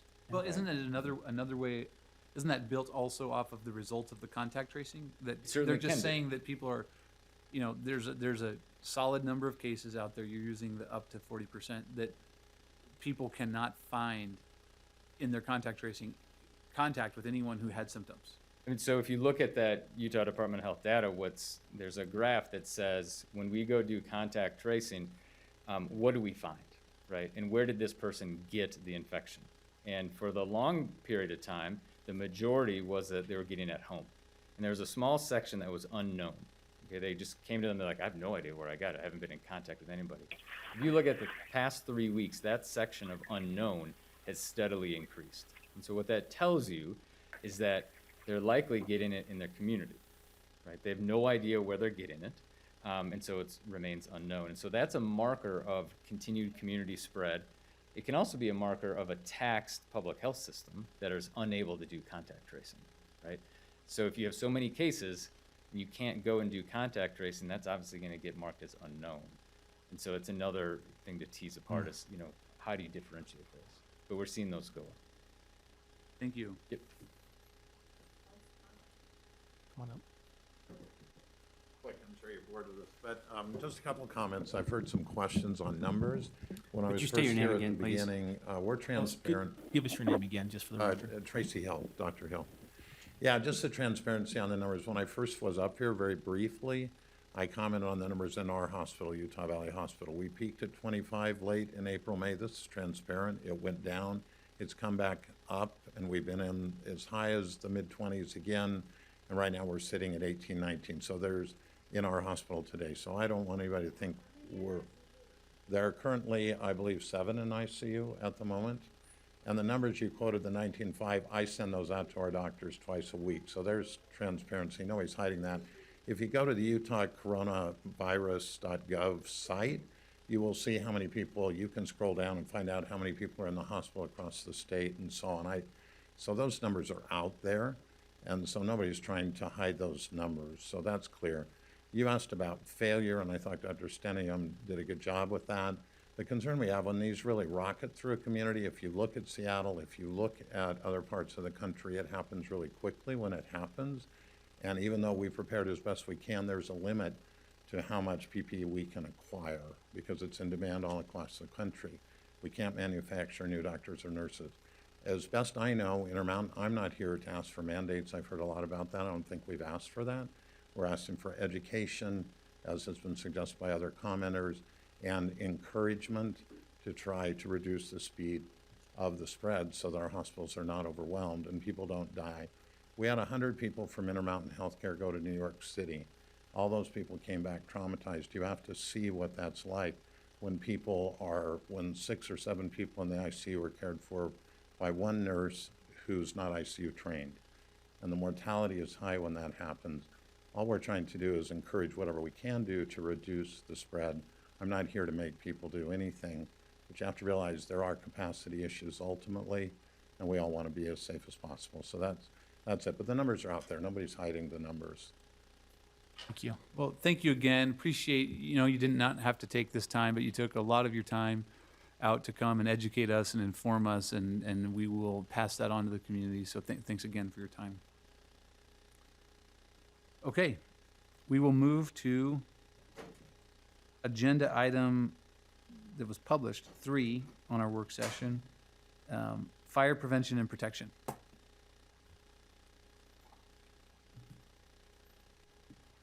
Good afternoon, Kirk Bertelson, Utah County Fire Marshal.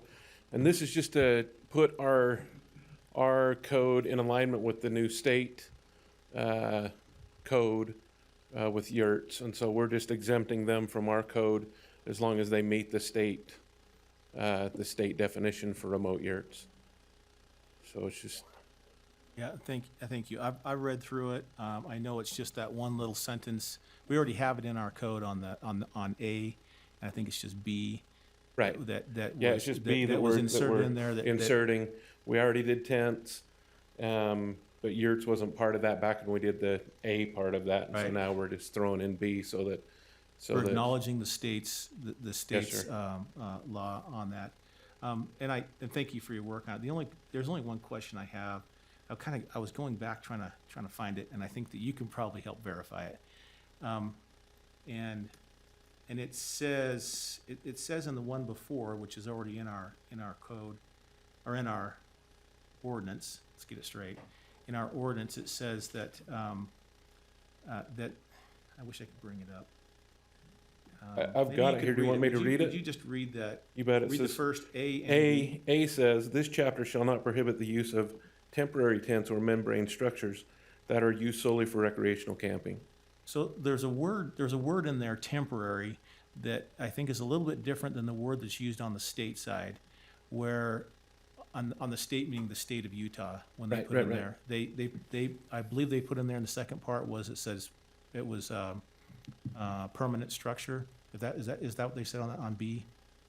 Oh, not on ours. Ours, for B, it says, this chapter shall not prohibit the use of remote yurts as defined in 15A-1-204-12B, Utah Code annotated that meet all the requirements of that code. So when I went to that code, the state code, and read down through it, they didn't put temporary in there. They put permanent residence, I think is what the word they put in there. And I was just wondering what in your mind is the difference between the two? Temporary by the building code and the fire code is 6 months.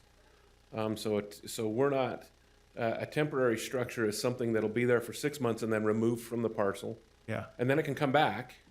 Right. But it's just removed from the parcel every 6 months. Okay. So that's just building, that's both building code and fire code define it that way as a temporary structure. Yeah. And again, and I appreciate that because I believe we had 180 days or something like that is what we have in there in ours right now. Yeah. And we had that discussion already that somebody could put it up and then they could take it down and they could go and put it up again and it would start the whole 180 days over with. We had that discussion.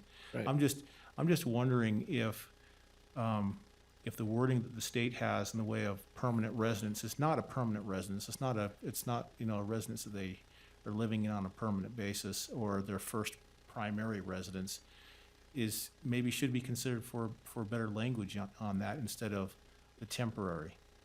Because I see it, what I'm worried about is this arbitrary taking it down, moving it off the premise for one day, bringing it back just to satisfy an arbitrary type of a law that's in place. And then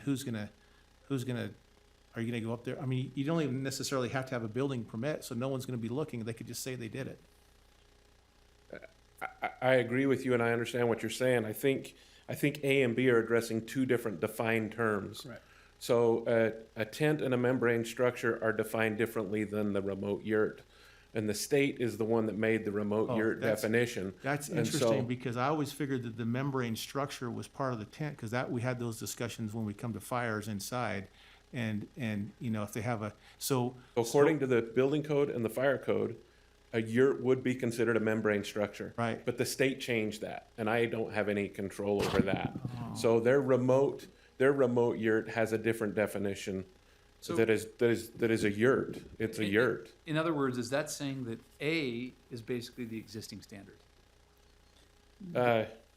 Right, because before we had this weird standard where someone could take it down and go back. And so that's the existing standard, but B is what incorporates this new definition, even Correct. if it's not temporary, but it falls under the definition of a remote yurt. Remote yurt is a then it's creation of the allowable. state. The state created that last I see. So we don't have to legislature. take it down a bit. So it's totally different than, I mean, technically it's totally different than what's going on with A. Because A is your, I have a 12 by 12 tent, I take it up the canyon, and that's what we're talking about in A. But isn't the standard that's, maybe it's not written the same way, but this standard that you have in A, It's not the same as B. no, it's the same that we've had. Well, only recently we even Yeah, we accepted just put this in. So, Last year, so wasn't it? as we started talking about yurts, and I started looking through this, in the building and fire code, the definition of a structure is anything built or constructed. That's the end of it. That is the whole definition. If you set up a tent, it is built.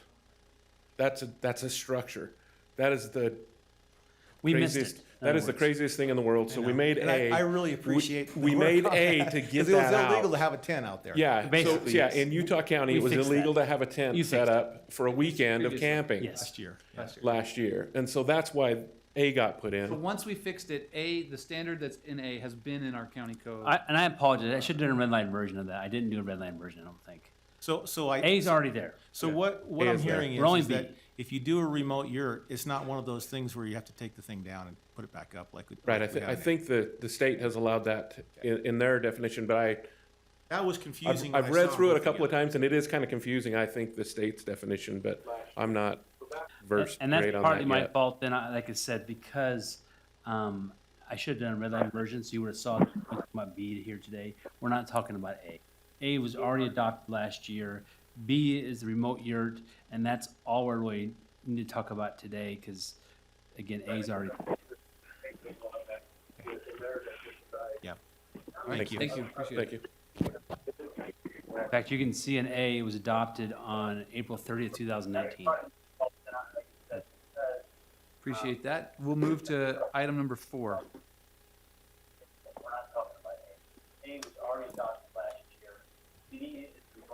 Thanks, Kurt. I think I'm far enough from Ezra. I'm going to take my mask off for a second.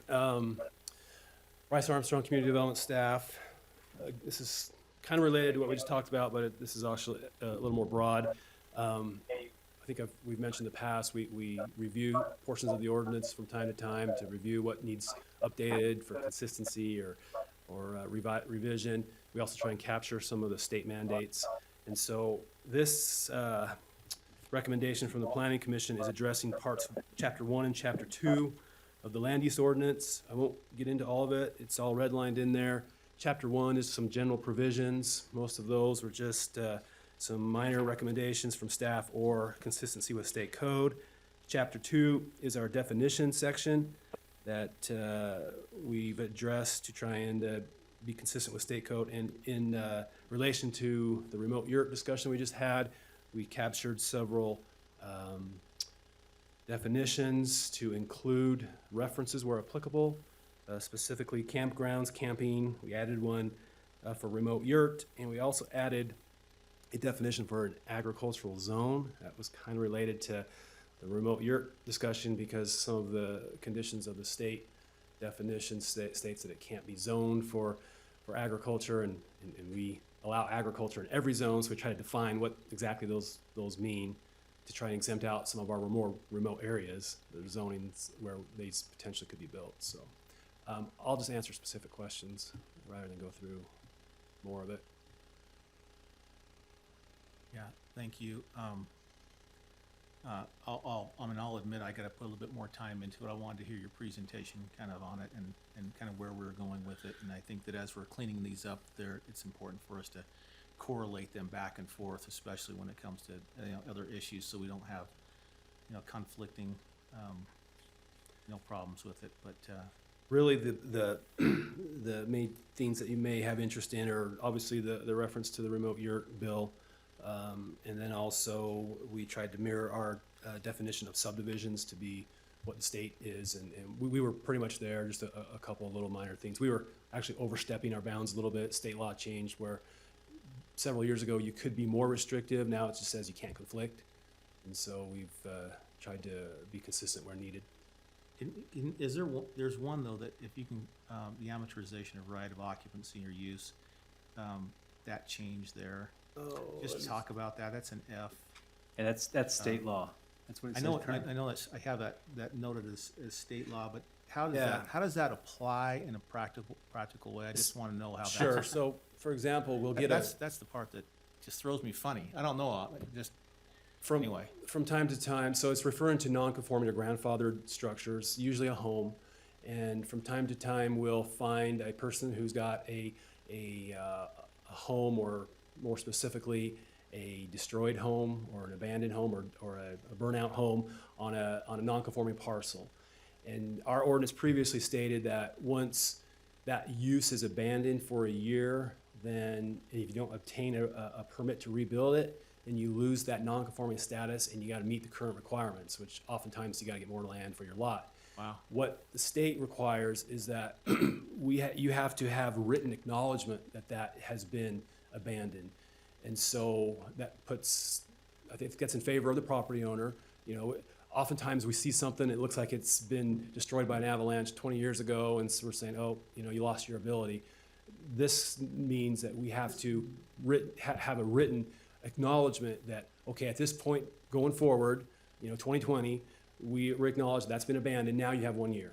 Oh. So this is incredibly favorable to the property. Well, it's not quite that way. Let me explain.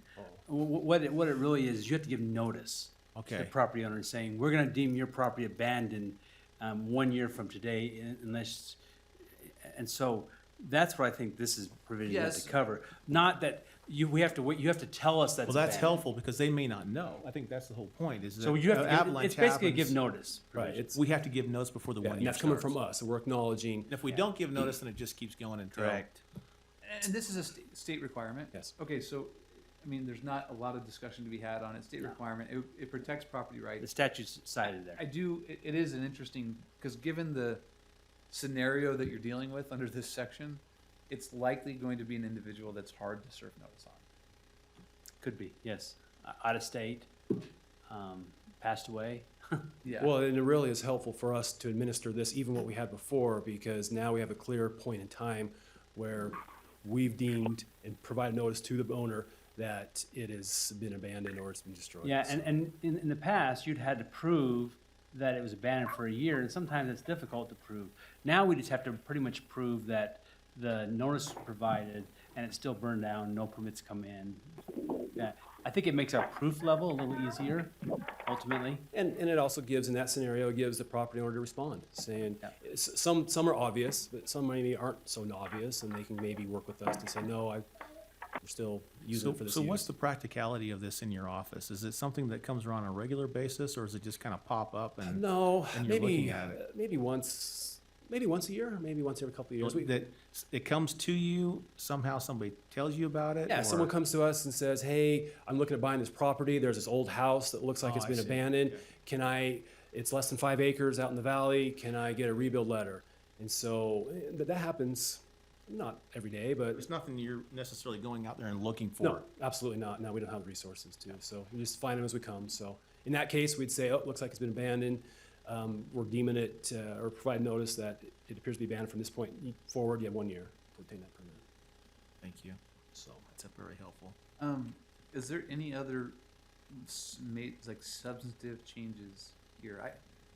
I see a reference to solar. What's the purpose of that? Yeah, what we did was, as we referenced earlier today in the work session, we have had an interest in solar farms, large-scale solar farms, and right now we classify those as electric power generation plants in our ordinance, and so we try to clarify that. It try to mirror what we do for windmills. We have a definition that says, hey, if you have a windmill, or in this case, a solar facility, and it's incidental to a use on site, and it's only designed to provide enough power to power what's on site, that is not considered an electrical power generation plant. It's just an accessory use. And so that way we can, for example, we have a big dairy on the other Bateman Farms, and they have a very large solar array, but it is designed to just accommodate what's on site. And so rather than make them go through the larger process of a conditional use for an electric power generation plant that's similar to what a person would put on their home, on their panels on their roof, for just use for generating electricity for on-site use. So this does not make it easier to develop a solar energy project. It just clarifies. But it does clarify and it probably to the benefit of maybe a property owner who just wants to have solar panels for their own personal use. Right. Most of the cases, it's quite obvious. In the case I just cited in the Bateman Dairy, this was a very large solar array, but they have a very large operation and they have a large electrical demand. And so in those cases, it's a little more helpful to say, no, you're not up to the threshold. You have to show that it's designed for on-site use. And then that way we can classify it as an accessory use for on-site uses. Any other significant, I would call that a substantive change here. Is there anything else kind of that nature that you would point to? Let me point to one, Bryce, we're Sure. looking at. Yeah. Towards the last page, they have now defined under 1.6, let's see what page we're on. I'll scroll down. They define agricultural zone, and the reason why they define that is because the state code, when they adopted remote yurts, they said they can only be in certain zones that are deemed agricultural, is that right? And so we defined now, or we're recommending defining agricultural zone to be these certain zones, which include RA5, A40, the grazing zone, but not necessarily every zone in the county. Why? Because I kind of grazed or blazed through this a little earlier. Again, remote yurts state that they can only be in a located area that's not zoned for residential, industrial, commercial, agricultural. We have agricultural uses allowed in almost every zone. I think we need to. What this is doing is for administrative purposes in the application of the ordinance, maybe in this situation for a yurt, we're saying these are the zones that are considered agricultural zones. We're not including the CE1 zone, where remote yurts are probably most likely to be. Mining and grazing zone, we have mining and grazing zones up the canyons into remote areas. Even though there are agricultural uses allowed, I think we had to show that someone can meet that state statute. So I guess my confusion is then, if somebody wants to put a yurt on a CE1 area, that's allowable. This is helping that be allowable, because right now. Okay, because I thought I heard that was not part of the zone. It's not part of the agricultural zone, because agricultural zones are taking it out. exempt. You can't have a remote yurt in a zone that's zoned primarily for agriculture or allows agricultural use. Which is interesting, because CE1, CE2, grazing, that happens all the time in the CE1, CE2. I understand. So it's an interesting. We're kind of handcuffed by the bill. Is that, how much of that is on us to define versus what the state has defined? I think you got a problem. The state says this is located in an area that is not zoned for residential, commercial, industrial, or agricultural use. So you cannot have a remote yurt in any of those zones. That's all of our zones. That's why we tried to help it here. Right, so that's why we said for certain applications, agricultural zone means valley, RA5. The word defining the, The grazing zone, the A40 zone. So we're talking about down the valley, Yeah, mostly. that's why that's in there, is to allow, That's why they call remote yurts. They anticipate they'll be up in the remote areas. was our effort to help apply utilization of. Otherwise, remote yurt. if, as it is now, we could take the interpretation that you couldn't have in Utah County because every one of our zones has agricultural use in it. So that's why we're trying to define and suggest that you define agricultural zones. That way we can say, well, no, we've defined which zones are agricultural, so which do not qualify for yurts. It doesn't mean you can still do agricultural uses in the mining grazing zone, Sure. CE ones, we're not changing that. yeah.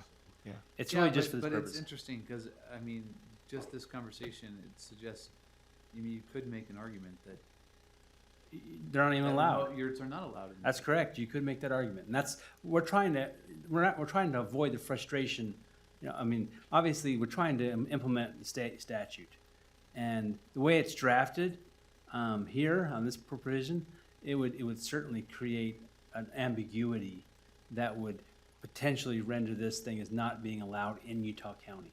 And this effort originated for property owners in Utah County. Yeah, exactly. That's the So reason why it's a we're- little confusing to me. So And that's it's not the why- version I drafted.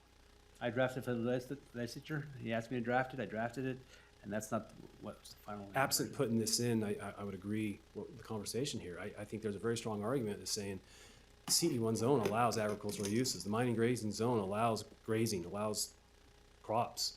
And so by this definition of a remote yurt, you can't have it. Our industrial zone allows agricultural uses because we have some large industrial We're an zones. agricultural county, at least Yeah. we've professed that. So I think that's seemed the most logical way to approach it.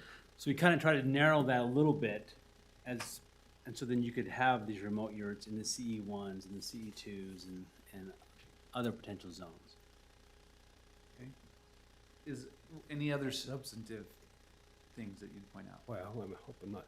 I don't think so. Most Is of there, them- is there, when we're talking about billboards and signs, I know that billboards point to signs, and I always, I mean, to me, billboards, I mean, I know they're kind of the same, they're of the same family, let's put it that way. But signs and billboards are not all equal. Correct. And so, why do we define billboards under signs? We put that in there because we have a whole other section in chapter 3 that distinguishes all the different types of signs and which ones are allowed in zones. Technically, we call billboard signs non-accessory signs. They're basically advertising for uses that are not on site. And so all this effort today, or in this proposal, was to point, most people are looking for the definition of a billboard, they look for billboard. We officially call it a non-accessory sign. So we're just pointing them to the definition of signs where we further define non-accessory signs. These are just definitions, these aren't regulations. These are regulated, signs are regulated in chapter 3. And we have 3 pages that Peggy's an expert on that we go through those regulations. You're right, billboards receive business licenses. And we still do business licenses? Better not speak out of line here. And so, yeah, they are treated differently. They're only allowed in certain zones, so. Right. Okay, thank you. I'll have some follow-up questions before this goes on to. So in this situation, I'm not putting this on any other agenda then, or? Well, you Guess can, that's you can leave it on and if the commissioner clicks off on it, then it can go. So will I be but putting this on, I mean, it's kind of on a, the- if for it's next on the week, agenda. in the regular agenda, just put it on as a regular agenda item? Yeah, I mean, I think that's, I just said I'm having questions. I but do don't have- too. I don't have any Yeah. issue Yeah. putting it on, but I'll. Oh, we can hold it listen to too. We others. can put it for Well, another work what session. what I'm saying is you can put it on the agenda system, and then of course the commissioner needs to click it off to go on. Is our system allow, I mean, we're after 5, and that's kind of what we're kind of grappling with, this new way. I mean, for next week, is it too late to add it for next week, or? I don't think so, especially when you've already been following the work session, and I actually think the way this is drafted, the agenda, it's already set up for a action item, agenda item, so it's really easy for us to put it on. All right, so I won't do anything, and we'll just, okay. Okay, item 7.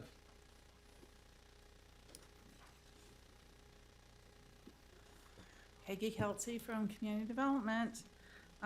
This is an ordinance amendment to the county code for alcoholic beverages. The majority of these changes are just aligning our code with state code and some of the changes that have happened over the past 2 or 3 years. There are a couple of other changes that are not. Do you want me just to go through all my changes? Are you good with that? Okay, all right, just for a brief explanation, and I know that you guys probably already know this, but I want to just make sure that you're By the aware. way, I will say I'm not. No one has briefed me on these items. Okay. And so I am not Okay. aware of anything related to this, so I think an explanation Okay, would be helpful. okay. So, basically, just so you have the understanding, the state of Utah, through the Division of Alcoholic Beverage Commission Control, they regulate 99.9% of alcoholic beverages in the state of Utah. That's just the way it's set up in our state. We have 2 different types of uses. We've got on-premise consumption, so that's like a restaurant, a bar, and those are regulated by the state, and we do allow, or they do allow, local authority for consent and for us to license them. So before a new establishment would come into Utah County, you guys would have to approve a consent form for them to be able to actually be licensed to be able to They serve get their alcohol. consent form from us, but then they're regulated by the state. Correct, Yep. correct. And then you've got off-premise consumption, so that's like, that's a convenience store, grocery store. People buy it, take it home to consume that. In the past, we have regulated that. A local authority has regulated that, and that has since changed. So the state now requires licenses through the state, but as far as local authority, we grant consent, and we also have the ability to limit location and hours, and then also give a license. So I wanted to kind of give that brief explanation as to why we're making these changes in here. So the first one, just definitions. The definition of beer, that comes right from the state code. That did change not too long ago. 2019, they actually upped that limit just a little bit with the percentage. And then again, we have Class A, and these are our definitions, so local definitions. Class A beer, and that is consumption off the premise, so it's a sale of alcoholic beverage, which is the beer, consumption off of the premise. And then a Class B license that we would issue would be consumption on the premise. And then the next section is the proximity restrictions.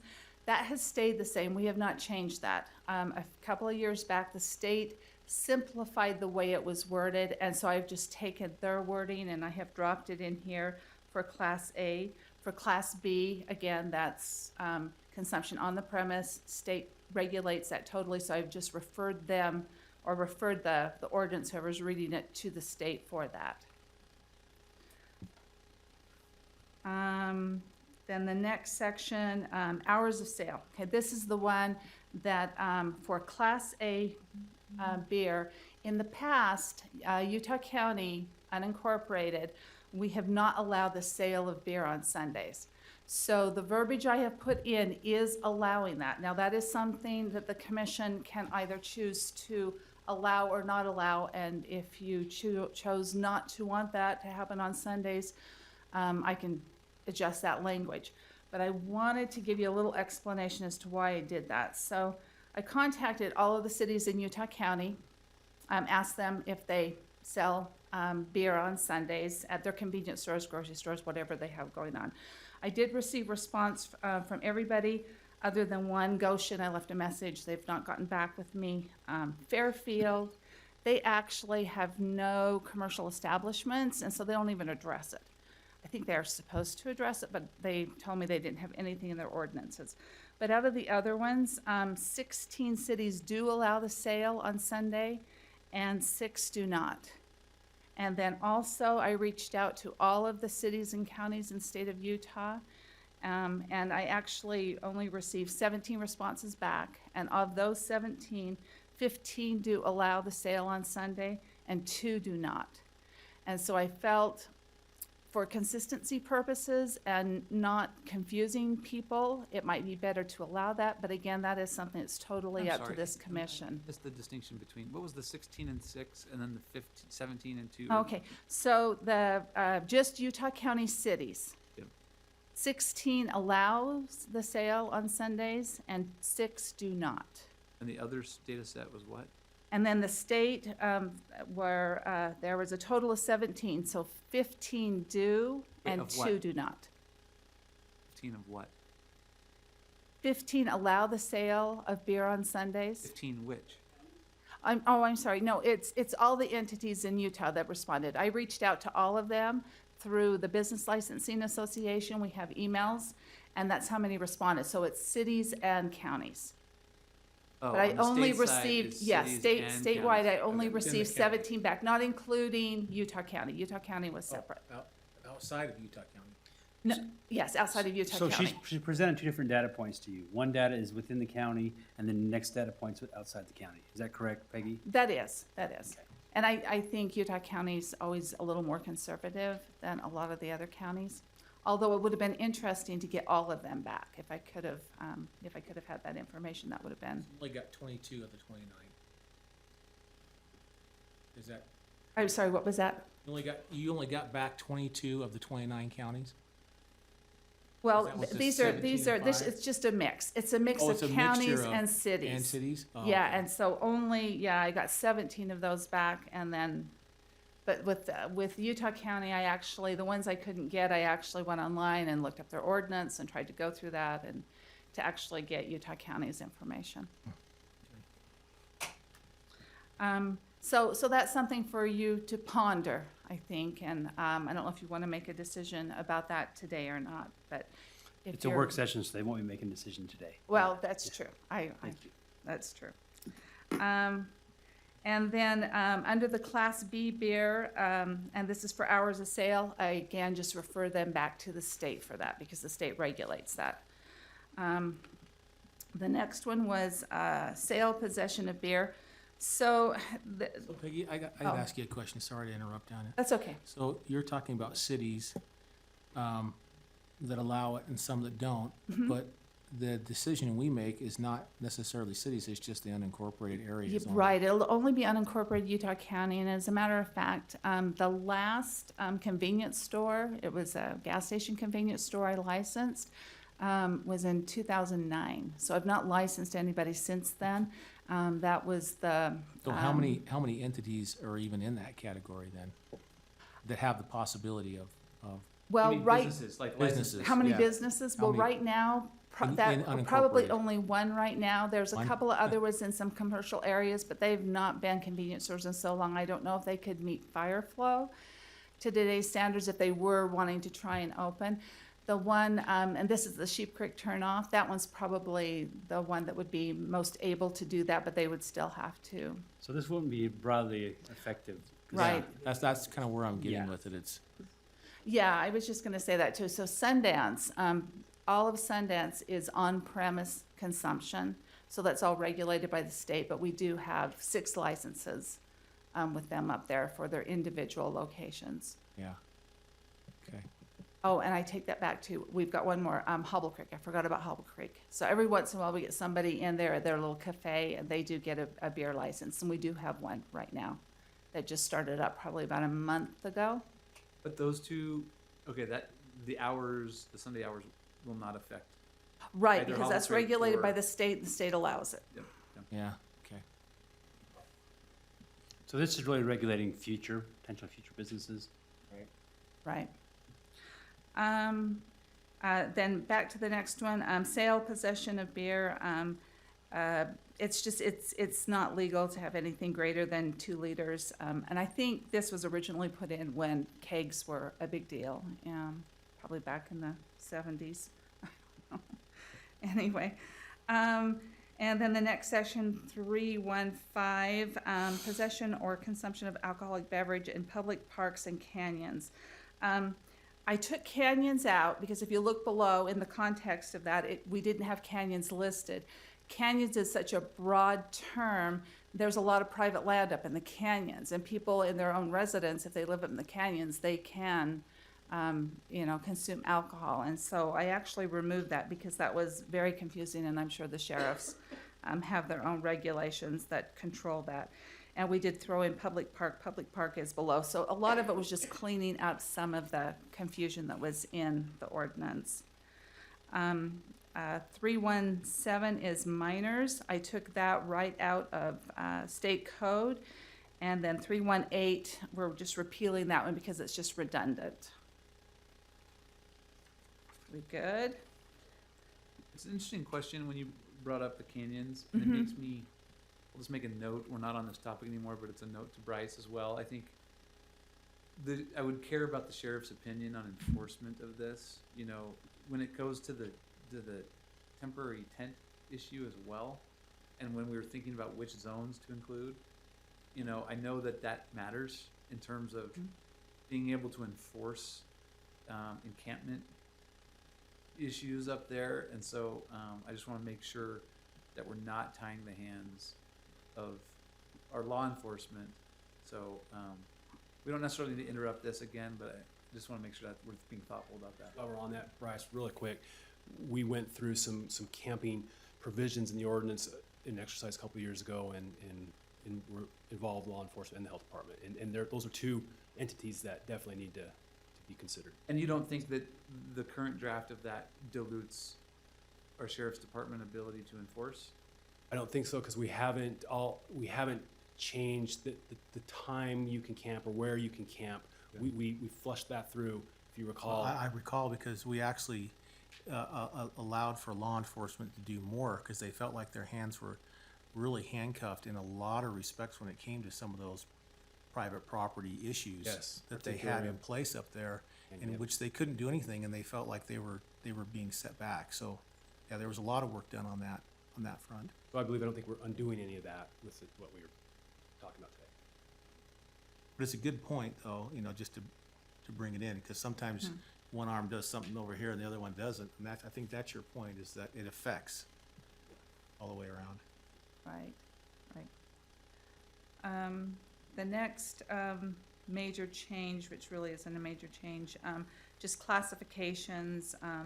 We just simplified that a little bit more, and then also made the statement so applicants, if they were reading this code, they would know for sure that they do need to go to the state to get a license for both, for a Class A and a Class B.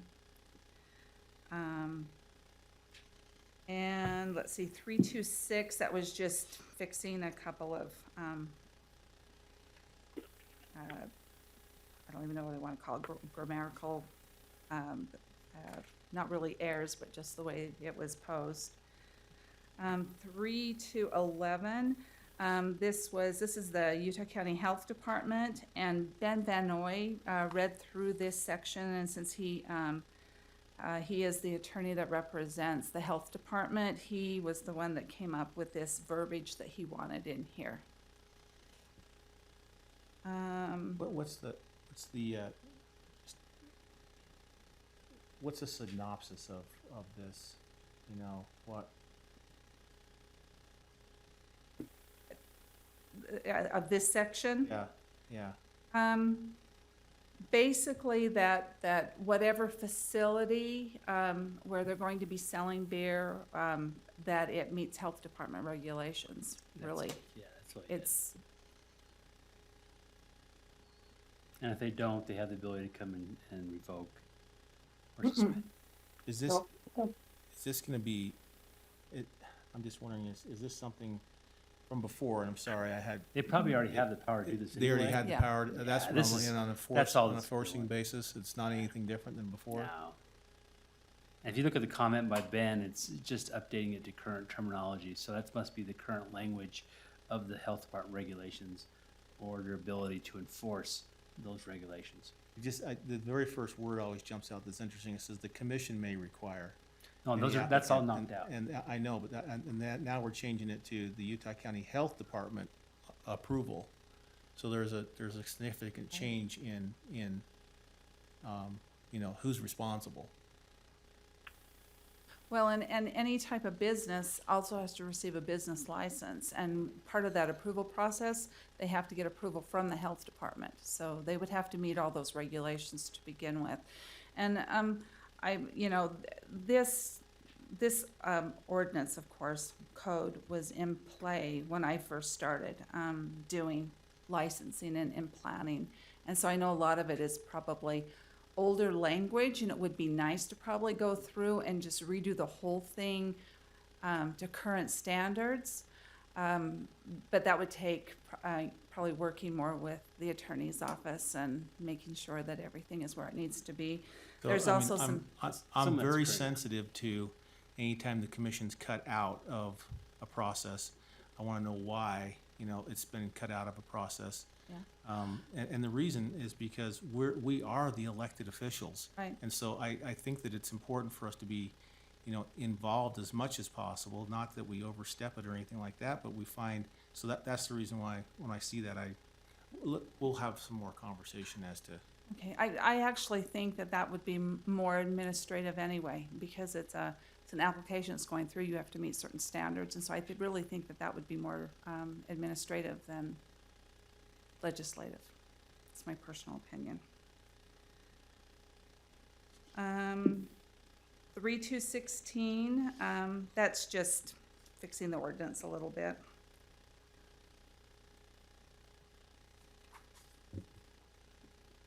So they can pay with cash and not just check. Yeah, there's some real antiquated things in here. Yes, there I mean, is. 3119, you don't have a red line on that, but, or 319. 319. Sorry, let me just get back here. 319. Oh, yes, yeah. And there is an actual, there is this cross-reference on dance halls that's in the county code. And the reason I didn't touch this one at all is because I didn't want to have to be responsible for changing that one too. Yeah, that one still exists.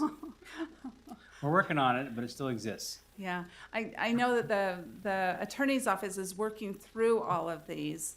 And so this is That's called part of it. pre-COVID stuff we were doing, yes. Yeah, I think this gets us closer to where we want to be, but I will tell you, I would like to see it fixed even more. And so maybe after we get through everything and we get this done, then we can hone it in just a little bit better. Let's see. I think I lost my place. I think we're to the end where it talks about local consent. So we just refine that a little bit. Everything requires local consent now. So basically, that's what I'm telling them. If you're trying to get a license through the state of Utah, you'll have to come here and get local consent, and then the application, you'll have to have an application. It's going to go before the county commission. You guys will review that and make your decision on that. So that really puts you back into it. Yeah, that puts you right So- back into it. The health department has to be involved, but it also keeps the commission in it, this local consent. Yes, and that is really about it. Just a couple other little teeny changes, but I don't think that they're significant. And I saw a type of error that I'll fix this week too. Thank you for that overview. Appreciate it. Okay, thanks. Do you want me to go ahead and move this on to next week's agenda too? Or do you Yeah. want to think more? Well, I guess you could continue It's it. on there, Already right? on. And so it's Right. just, we have to get it onto the actual. One of us needs to click it. Okay, all right, because I know that you want to consider Sunday sales a little more. Thank you.